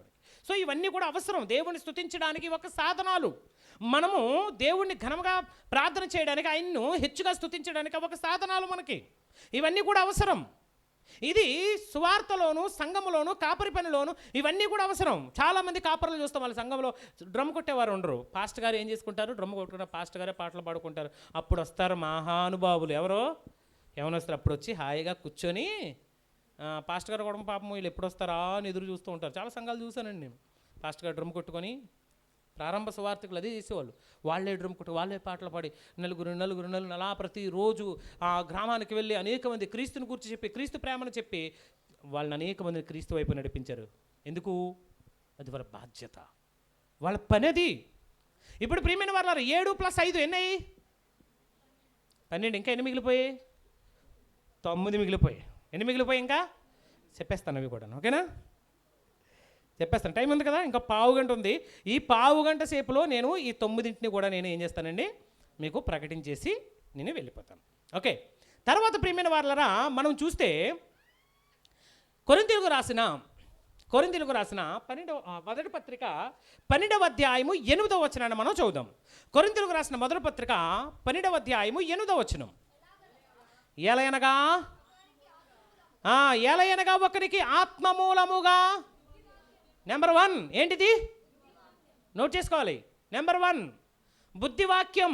రెండోది, చాలామంది బుద్ధి చెప్తూ ఉంటారు, ప్రతిదానికి ఏం చెప్తూ ఉంటారని మధ్యలో బుద్ధి చెప్పే ఉంటారు. వీళ్ళకి దేవుడిచ్చిన కృపావరం ఏంటి? బుద్ధివాక్యం. రెండోది ఆత్మను అనుసరించిన జ్ఞానవాక్యం. బుద్ధివాక్యం చెప్పేవారిలో 2 రకాలు ఉంటారండో. కావాలని మధ్యలో దూరిపోయి సీవాట్లు తినేవాళ్ళు కొంతమంది ఉంటారు. ఇది ఆత్మను అనుసరించిన బుద్ధివాక్యం కాదు, ఇది సంఘక్షేమము కొరకు. ఇవన్నీ దేని కొరకు ఇచ్చానన్నాడు? ఇందా చదువుకున్నా కదా, కృపావరాలు దేని కొరకు అన్నాడు? సంఘము క్షేమాభివృద్ధి చెందుడికి ఇచ్చానన్నాడు. అంటే సంఘము క్షేమం అభివృద్ధి చెందాలంటే కృపావరాలు ఏం చేయాలి? సంఘంలో పని చేయాలి. ఇందులో ఏమి ఇచ్చాడంటాడు చూడండి. ఏలయనగా ఆత్మ మూలంగా బుద్ధివాక్యము, మరి ఒకనికి ఆత్మను అనుసరించి జ్ఞానవాక్యము, మరి ఒకనికి అదే ఆత్మ వలన విశ్వాసము, మరి ఒకనికి ఆ ఒక్క ఆత్మ వలనే స్వస్థపరచు వరమును, మరి ఒకనికి అద్భుత కార్యములు చేయు శక్తియు, మరి ఒకనికి ప్రవచన వరమును, మరి ఒకనికి ఆత్మల వివేచన వరమును, మరి ఒకరికి నానా భాషలు మాట్లాడు వరమును, మరి ఒకనికి ఆ భాషలకు అర్థము చెప్పు శక్తియు అనుగ్రహింపబడి ఉన్నది. మొత్తం ఇవన్నీ 9. ఇందాకెన్ని? 12. మొత్తం ఎన్ని? 21 పనులు. ఈ 21 పనులు కూడా సంఘంలో జరగాలి. ఈ సంఘంలో జరగాల్సిన కొన్ని ఉన్నాయి, బయట జరగాల్సినవి కొన్ని ఉన్నాయి. కానీ దేని ద్వారా జరగాలి? సంఘము ద్వారా జరగాలి. సంఘములో జరగాల్సిన కార్యక్రమాలు కొన్ని ఉన్నాయి, సంఘము ద్వారా బయట జరగాల్సినటువంటి కార్యక్రమాలు కొన్ని ఉన్నాయి. బయట జరిగే కార్యక్రమాల వలన సంఘంలోనికి ఎవరు వస్తారు? నూతనమైనటువంటి ఆత్మలు నడిపించబడతాయి. సంఘములోనే జరిగేటువంటి కార్యక్రమం ద్వారా సంఘం ఏమవుతుంది? క్షేమము, అభివృద్ధి. అందుకే మొదటి శతాబ్దంలో అడుగడుగున కూడా అద్భుతాలు జరుగుతూ వాక్యము స్థిరపరచబడింది అని మనం చదువుతాం. ఎందుకు జరిగాయి అద్భుతాలు? వాక్యం స్థిరపరచబడింది. అప్పుడు ఉన్నది ఎమర్జెన్సీ పీరియడ్. అంటే 12 మంది అపోస్తలు, ఆఖరికి అపోస్తలుని పౌలుతో 13 అపోస్తలు.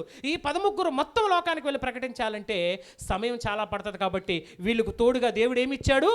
అద్భుతాలు చేసే శక్తిని ఇచ్చాడు. కాబట్టి ఒక చిన్న అద్భుతం జరిగితే చచ్చినోడు లేచాడు అనుకోండి, మనం ప్రార్థన చేయగానే ఆ విషయం మొత్తం రాష్ట్రం అంతా తెలిసిపోద్దా? అంటే ఏం జరిగింది? పడాల వ్యక్తి ప్రార్థన చేశాడు, పడాల నామంలో ప్రార్థన చేశాడు, అక్కడ చనిపోయిన వ్యక్తి లేచాడు అనగానే ఒకే వార్త ఒక్కసారి దావానంలా ఏం చేసింది? అక్కడ వ్యాపించేసింది. Emergency period. త్వరగా క్రీస్తుని గూర్చి ప్రపంచం నలుదిక్కులు వెళ్ళిపోవాలి. లేకపోతే ఏమైపోద్దో తెలుసా? చల్లారిపోతుంది విప్లవం. ఏమైపోద్ది? చల్లారిపోద్ది. అందుకనే ఆ రోజు వెంటనే అద్భుతాలు జరిగాయి, ఈరోజు జరుగుతున్నాయి.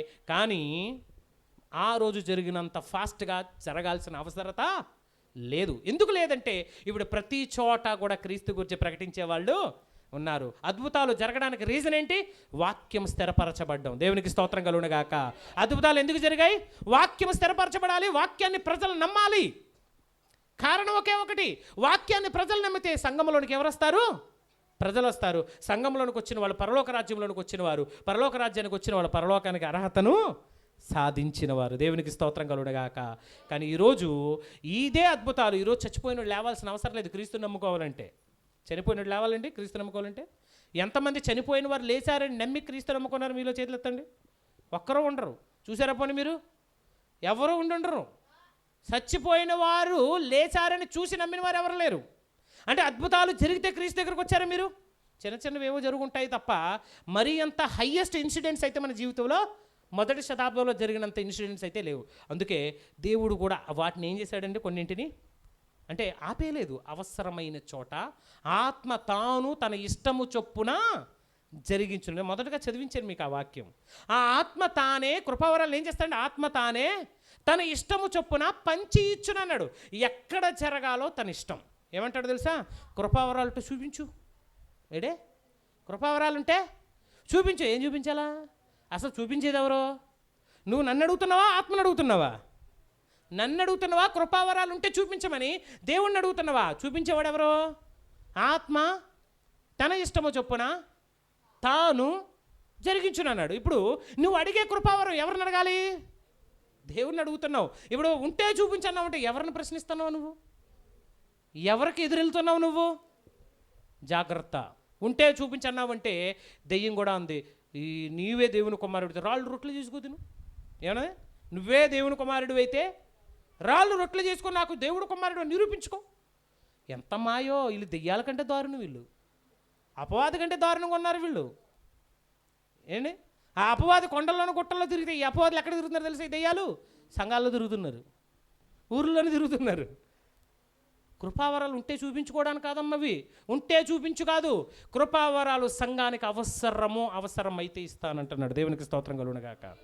ఏంటి మీ జీవితంలో అద్భుతాలు జరగలేదా? ఎవరు చెప్పండి ఇందులో ఏ అద్భుతం జరగలేదండి అన్నోళ్ళు చేతులు ఎత్తండి చూద్దాం. పోనీ ఏదో ఒకటి మా జీవితంలో జరిగింది అన్నోళ్ళు చేతులు ఎత్తండి.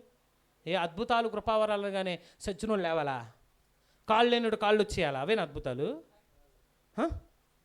ఎవడో తప్పు చేశారని, ఎవరో మాయ చేశాడని అసలు కృపావరాలు లేవంటున్నావంటే నువ్వు ఎవరిని వ్యతిరేకిస్తున్నావు? వాక్యాన్ని వ్యతిరేకిస్తున్నావు, నన్ను కాదు. నా దగ్గర ఉన్న కృపావరాలు ఇవన్నీ మీకు చెప్పాను క్లియర్గా. బోధించే వరం కృపావరం కదా? కాదని బైబిల్ని చూపించండి. బోధించే వరం కృపావరం కాదని, పంచిపెట్టే వరం కృపావరం కాదని చెప్పండి. పంచిపెట్టేవాడు కూడా కృపావరంలో ఉన్నాడు, కాదని చెప్పగలరా? మరి కృపావరాలు అంటే ఏమనుకుంటాం?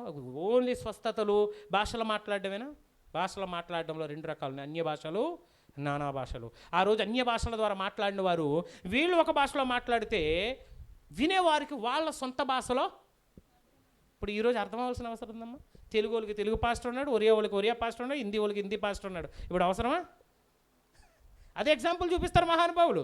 నువ్వు మాట్లాడితే ఒరియా వాళ్ళకి ఎందుకు అర్థం అవ్వట్లేదండి? అరే ఒరియా వాళ్ళకి ఒరియా పాస్టర్ ఉన్నాడు ఆల్రెడీ, ఇంకెందుకు? లాంగ్వేజ్ అన్ని భాషల్లోనూ బైబిల్ దేవుడు రాయించేశాడు, ఇంకెందుకు? ఇప్పుడు మనకి భాషలో మాట్లాడేవారు ఏంటంటే దేవుని స్తుతిస్తున్నారు భాషలతో. దేవునికి స్తోత్రం కలుగునుగాక. దేవునికి మీకు మధ్య ఏం జరుగుతుంది? అందరూ ఒకేలాగా మాట్లాడతారేటండి? అందరూ ఒకేలా మాట్లాడతారేటండి? మీకు ఏమన్నా ప్రవచనాలు చెప్తున్నారు? వాళ్ళు దేవుణ్ణి స్తుతిస్తున్నారు. అందరూ ఒకలా స్తుతించకపోతే ఇంకొకరు ఒకలా స్తుతిస్తారు, ఇంకొకరు ఒకలా హల్లెలూయా అంటే మీరు ఏం చెప్తారు ఇప్పుడు? అన్నారా? ఏ వెరైటీగా ఏమైనా చెప్పండి. అందరూ అలేలు ఏంటి, మీరు అలేలు అంటారేంటి? వెరైటీగా ఏమైనా చెప్పండి, కొత్తగా ఏమైనా ట్రై చేయండి. చేయగలరా? ఉందా అసలు ఏమన్నా?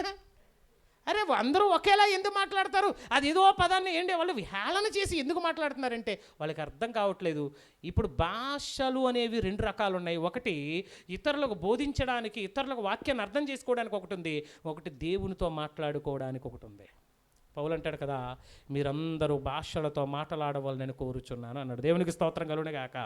మరి పౌలు కోరుకున్న కోరికలో మీరందరూ భాషలతో మాట్లాడాలంటే మీరందరూ వాక్యం చెప్పాలి. పక్క ఊర్లకు వెళ్ళి ఒరియా వాళ్ళకి తెలుగులో చెప్పండి, హిందీ వాళ్ళకి బెంగాలీలో చెప్పండి అని చెప్తున్నాడు. అక్కడ భాషలతో మాట్లాడి మీరందరూ దేవుణ్ణి ఏం చేయాలి? ఇప్పుడు భాషలతో స్తుతించాలి. ఆయన అంటాడు, నేను మనసుతోనూ ప్రార్థన చేతును, నోటితోనూ ప్రార్థన. నేను మనసుతో పాడుతాను, ఆత్మతో పాడతానంటాడు. మనసులో పాడటం అంటే మనసులో అప్పుడప్పుడు చూడండి, పక్కన ఏ బొమ్మ నిలవబెట్టి గట్టిగా సౌండ్ వచ్చింది అనుకోండి, సినిమా పాట వచ్చింది అనుకోండి, వేసింది వేస్తున్నాడు అనుకోండి, సాయంకాలం మన నోట్లో నుంచి కూడా మన కాళ్ళు కూడా ఆటోమేటిక్గా డమ్ డమ్ డమ్ అని కొట్టేస్తూ ఉంటాయి మ్యూజిక్. అంటే ఏమైపోయింది? విని ఆటోమేటిక్గా బాడీ ఆటోమేటిక్గా కన్వర్ట్ అయిపోయింది అటు పక్క. అర్థమవుతుందండి? కృపావరాలు అనేవి సంఘము క్షేమాభివృద్ధి చెందడానికి ఇచ్చాడు. అవి ఆగిపోతే ఆ రోజుతో సంఘ పరిచర్యలన్నీ కూడా ఏమైపోతాయి? సంఘం ఎత్తబడమే. దేవునికి స్తోత్రం కలుగునుగాక. ఎంతవరకు ఉండాలి కృపావరాలు? ఎంతవరకు ఉండాలి? సంఘం భూమి మీద ఉన్నంతకాలము. శరీరం ఉందంటే శరీరంలో అవయవాలకి పని. నా శరీరంలో 2 కళ్ళు ఉన్నాయి కానీ కళ్ళుకి అసలు పని లేదండి అన్నోళ్ళు ఎవరున్నారా?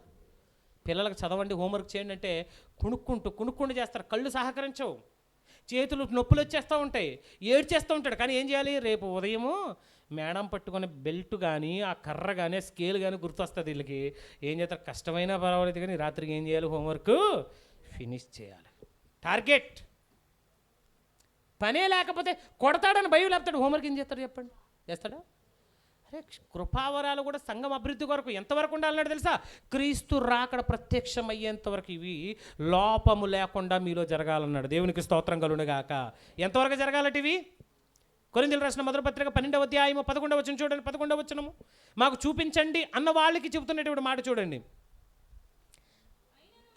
అయినను వీటన్నిటిని ఆ ఆత్మ ఒక్కడే తన చిత్తము చొప్పున ప్రతివానికి ప్రత్యేకంగా పంచి ఇచ్చుచు కార్యసిద్ధి కలుగజేయుచున్నాడు. అద్భుతాలు చేస్తే ఎవరు చేయాలి? పాస్టర్ గారు కాదు. స్వస్థతలు చేస్తే ఎవరు చేయాలి? పాస్టర్ గారు కాదు. శూరవీర కార్యాలు చేస్తే ఎవరు చేయాలి? దేవుని ఆత్మ. ఇప్పుడు నువ్వు అడిగితే ఎవరిని అడగాలి? ప్రభువా నేను గుడ్డోడిని అయిపోయాను, నాకు చూపించు అంటే చూపిస్తాడు ఆయన నీకు. ఎవరికి? నమ్మని వారికి. వాక్యం చెబుతుంది నీ కంటికి కనబడపోయిన నమ్మాలి. వీళ్ళకి ఏంటంటే కళ్ళు కనబడాలి. నేగి కంటికి కనబడితేనే మేము నమ్ముతాం. చూచి నమ్మిన వారి కంటే చూడక నమ్మిన వారు. ఎంతమంది యేసుక్రీస్తు వారు సిలువ ఎక్కడం చూశారు? చేతులు ఎత్తండి. మహానుభావులు. ఏసయ్యా నువ్వు సిలువ ఎక్కవని గ్యారెంటీ ఏంటి? మా కోసం ఇంకోసారి సిలువ ఎక్కవా? దానికి పెద్ద తేడా ఏమి? నువ్వు మళ్ళీ రక్తం కారితే ఆ రక్తంతో మా పాపాలు ఏం చేసుకుంటాం? మళ్ళీ కడుక్కుంటాం. ఒకసారి దిగవా అన్నట్టుంది, అంతే కదా? నాకు చూపించంటే అర్థం ఏంటి? నువ్వు సిలువలో మరణించావు గ్యారెంటీ ఏంటి? నాకు ఒకసారి చూపించు. నిజం ప్రియమైన వారలారా, ఇలా శోధించేవారికి అలా శోధించేవారికి పెద్ద తేడా ఏమీ కూడా. కృపావరాలు ప్రభువా ఉంటే చూపించు, ఉంటే స్వస్థతలు చేయండి అంటే అయ్యి బాబు చేసేసి ఆ పాస్టర్ గారి చేతిలో ఏముంది? నా చేతిలో ఏముంది? చేసేవారి చేతిలో ఏముంది? నువ్వు వ్యక్తుల మీద పడి ఏడుస్తున్నావు. ఎవరి మీద పడి ఆడాలి? పరిశుద్ధాత్మ మీద పడాడు. ప్రభువా ఇది నేను నమ్మలేకపోతున్నాను, కళ్ళుండి చూడలేను, అందుడిని అయిపోయాను, మనోనేత్రాలతో గ్రహించలేకపోతున్నాను, ఒక అద్భుతమైన నాకు చూపించు ప్రభువా అని చేస్తే నీ జీవితంలో ఏదో రోజు చూపిస్తాడు ఖచ్చితంగా. నచ్చితే ఏమన్నాడు? ఆత్మ తన ఇష్టము చొప్పున అన్నాడు. అంటే ఆయనకి నచ్చితే నువ్వు చేస్తాడంతే. నీ కంటికి ఇప్పటికీ కనబడలేదంటే నువ్వు నచ్చలేదు ఆయనకి, అది విషయం. నమ్ముతావా? నీ కంటికి ఇప్పటికీ కనబడలేదంటే నువ్వు ఆయనకి నచ్చలేదు. దేవునికి స్తోత్రం కలుగునుగాక. అందుకే నీ కళ్ళ ముందు ఏం జరగట్లా. ప్రపంచంలో జరిగితే చూపించాలి కదండి. యూట్యూబ్లో జరిగిన ఎన్ని అబద్ధాలంటే అరే నాయన అన్ని అబద్ధాలు అయితే యేసుక్రీస్తు వారు కూడా తన స్వస్థతలు చేసేటప్పుడు చెప్పకండ్రా బాబు ఇవే హైలైట్ అవుతాయి అన్నాడు. అందుకే నేటి కాలంలో కూడా జరుగుతున్న వాటిని సమాజంలో దేవుడు చూపించట్లేదు. దేవునికి స్తోత్రం కలుగునుగాక. కానీ జరగట్లేదంటే మాత్రం అది మూర్ఖత అవుతుంది. ఎందుకంటే వాక్యం చెబుతుంది సంఘం క్షేమాభివృద్ధి చెందడానికి, పరిచర్య ధర్మం జరిగించడానికి ఇవి జరుగుతూ ఉండాలన్నాడు. ఎంతవరకు జరగాలి ఇవి? చెప్పాలి అంటే ప్రియమైన వారలారా, సంఘము ఎత్తబడేంతవరకు ఈ కార్యక్రమాలు జరుగుతూనే ఉంటాయి. అప్పుడే సంఘము యాక్టివ్గా ఉంటుంది. ప్రియమైన వారలారా, ఇది యాక్టివ్గా ఉండాలి అంటే మనం మన కృపావరాలను ఏం చేసుకోవాలి? ఇప్పుడు నేను చెప్తున్నా 21 కృపావరాలు ఒకసారి రీమైండ్ చేయండి. ఎంతమంది రాసుకున్నారు 21 కృపావరాలు? కృపావరం నెంబర్ 1 ప్రవచన వరం, నెంబర్ 2 3 4 5 6 7 8 అపోస్తలులు 9 10 11 12 13 బుద్ధవాక్యం 14 15. విశ్వాసులు ఉన్నారా ఇందులో? మీరందరూ విశ్వాసులేనా? అంటే కృపావరం ఉన్నట్టేనా మీలో? ఉన్నదా లేదా? ఉంది కదా. మాలో కృపావరం లేదండి అన్న ఎంతమంది ఉన్నారు? ఇంకా విశ్వాసంగా దేవుడిని నమ్మని వాళ్ళకి మాత్రం కృపావరం లేదు. ఎన్నో నెంబర్ చెప్పాను? బుద్ధవాక్యం 13, తర్వాత 14, మళ్ళీ చెప్పండి 14, 15, 16, 17, 18, 19, 20, 21 ఉన్నాయా? ఇవన్నీ ఎక్కడ జరుగుతున్నాయి చెప్పండి? ఇవన్నీ ఎక్కడ జరుగుతున్నాయి? సంఘాల్లో జరుగుతున్నాయా? సంఘాల్లో జరుగుతున్నాయి అంటే సంఘం ఉంది కాబట్టే జరుగుతున్నాయి. సంఘం లేకపోతే అవయవాలకు పని లేదు. అవయవాలుగా లేకపోతే మన క్రీస్తు శరీరం కాదు. క్రీస్తు శరీరంగా లేకపోతే అసలు నీకు ఇక్కడ పని ఏంటి చెప్పండి? ఇందులో సంఘం ద్వారా బయట జరగాల్సిన కార్యక్రమాలు ఉన్నాయి. అపోస్తల పరిచర్య ఎక్కడ జరగాలి? ఇది అపోస్తల పరిచర్య ఎక్కడ జరగాలి? సంఘంలోనా? చెప్పండి, బయట జరగాలి ఇది. అనేక మందిని ఏం చేయాలి? బయటికి పంపించాలి. తర్వాత సువార్థికుల పరిచయం ఎక్కడ చేస్తారు? సంఘంలోనా? బయట చెప్తారు, బయట చేయాలి. తర్వాత కాపరి పరిచయం ఎక్కడ జరుగుతుంది? సంఘంలో జరగాలి. ఉపదేశకుల యొక్క పరిచయం ఎక్కడ జరుగుతుంది? సంఘంలోనే జరగాలి. బయట నేను ప్రసంగాలు చేస్తానంటే ఎవరు వినరు. ఎక్కడ చెప్పాలి? ఏదైనా ఒక సంఘాన్ని తీసుకొని ఆ సంఘం దగ్గరికి వెళ్ళి పనాల సబ్జెక్టు, పనాల వాక్యం, పనాల విషయం అని ఆ విశ్లేషణ చేస్తూ చెబితే దాన్ని ఏం చేస్తారు? వింటారు. బయట వాళ్ళకి అర్థం కాదు. ఇది మత్తయి సువార్త 5వ అధ్యాయం 2వ వచనం చదవండి అంటే అది ఎక్కడ ఉందంటారు వాళ్ళు. వాళ్ళకి రెఫరెన్స్ అవసరంలా, బైబిల్ని కోడ్ చేయాల్సిన అవసరం లేదు వాళ్ళకి. క్రీస్తుని గురించి చెప్పాలి, ఒక విషయాన్ని కళ్ళకు కట్టినట్లుగా చెప్పాలి వాళ్ళకి, కళ్ళ ముందు కనబడినట్లుగా. అంటే సంఘంలో జరగాల్సినవి ఉన్నాయి, సంఘం ద్వారా బయట జరగాల్సినవి ఉన్నాయి. బయట ఎందుకు జరుగుతాయి అంటే అనేక మంది సంఘంలోకి రావడానికి జరుగుతాయి. సంఘంలో ఎందుకు జరుగుతాయి అంటే వచ్చిన వాళ్ళు అభివృద్ధి పొందడానికి జరుగుతాయి. ఇప్పుడు అర్థమైంది కదా కృపావరాలు ఉన్నాయా లేదా? మరి భాషల గురించి వీటి గురించి ఏంటంటే 2 రకాల భాషలు ఉన్నాయి. ఒకటి దేవుని స్తుతించడానికి, రెండోది ఇతరులకు వాక్యాన్ని బోధించడానికి. స్తుతించడానికి భాషలు ఎవరైనా మాట్లాడచ్చు. పౌలు అదే అంటాడు, మీరందరూ భాషలతో మాట్లాడవలనని మరి ఎక్కువగా నేను కోరుచున్నాను అన్నాడు.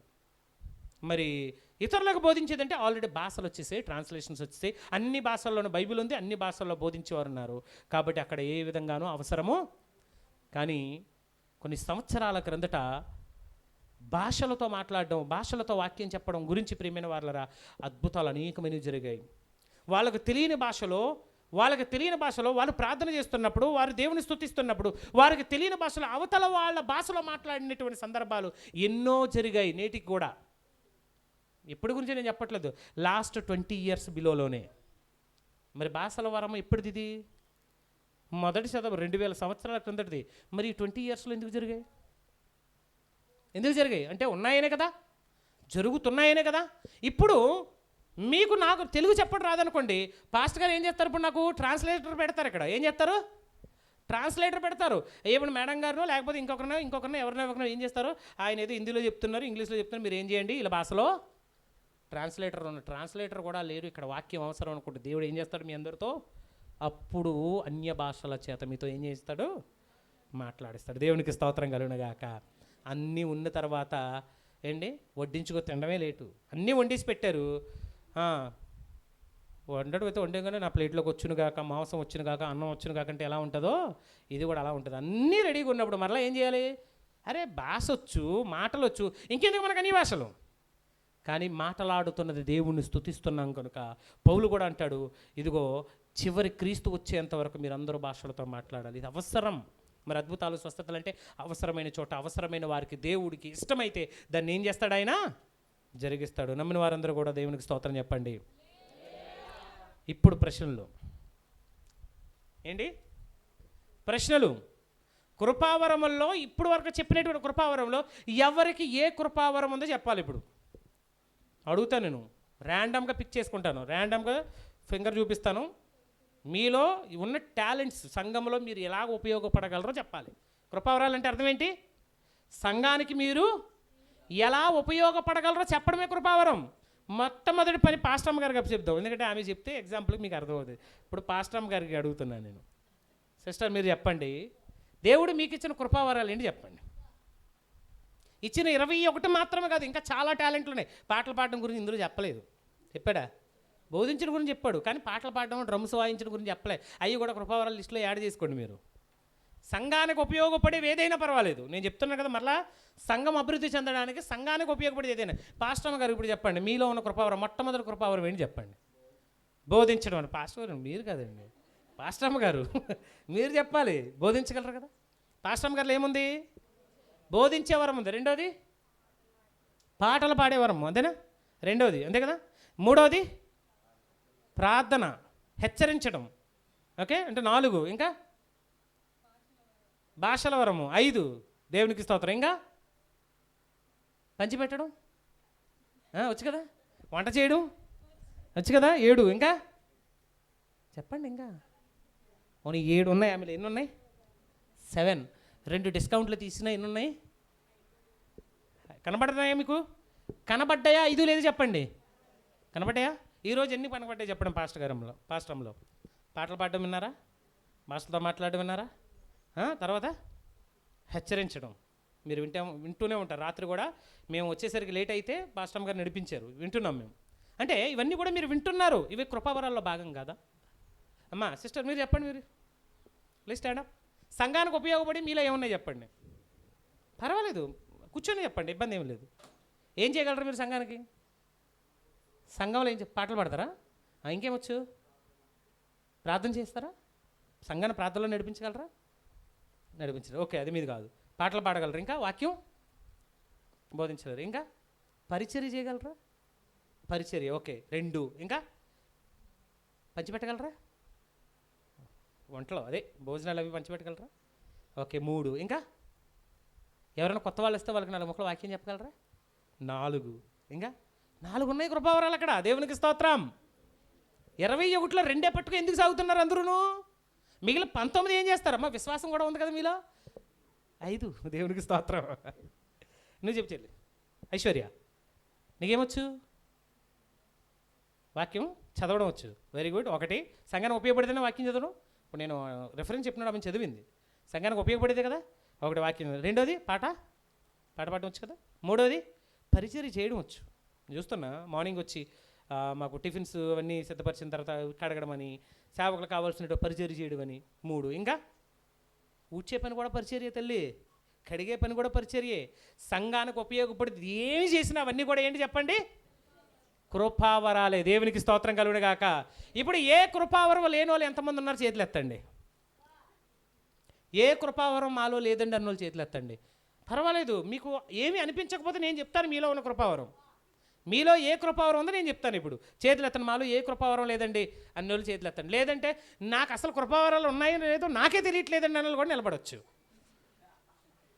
నాలో కృపావరాలు ఉన్నాయి లేదా నేను తేల్చుకోలేకపోతున్నానండి అన్నోళ్ళు చేతులు ఎత్తండి. లేదా నించోండి, నేను ప్రశ్న వేస్తాను, మీకు వచ్చిందో లేదో తెలిసిపోద్ది. ఎనీబడి? మొత్తానికి అందరిలో ఏమున్నాయి? ఉన్నాయి కాబట్టి బతుకున్నారు. మీరు శరీరంలో అవయవాలుగా ఉన్నారు. దేవునికి స్తోత్రం కలుగును గాక. మీరందరూ కూడా సజీవమైనటువంటి రాళ్ళు. దేవునికి స్తోత్రం. ఆయన సన్నిధిలో మనం ఎలా ఉన్నాము? సజీవమైన రాళ్ళగా కట్టబడుతూ ఉన్నాము. ప్రియమైన వాళ్ళరా, ఇందులో నిర్జీవమని ఏమీ లేదు. అలా ఉంటే క్రీస్తు శరీరం అవిటి శరీరం అవుతుంది, అవిటి సంఘం అవుతుంది. అలా లేరని నేను ఆశిస్తాను. ఈ కృపావరాల గురించి మీకు చెప్పింది చాలా క్లుప్తంగా చెప్పిన, ఇంకా చాలా విషయాలు ఆప్ చేశాను నేను. ఎందుకంటే ఆల్రెడీ 4:06 అయిపోయింది టైము. 4 గంటల వరకు అన్నారు, కానీ అందులో 4 గంటల వరకు నాది కాదు, మధ్యలో ఆయనది కూడా ఉంది. అది కూడా నేను ఏం చేశాను, తినేయాల్సి వచ్చింది. లాస్ట్లో ఉన్నటువంటి ఫస్ట్ 7ంటికి కరెక్ట్గానే నేను వివరణ ఇవ్వగలిగాను.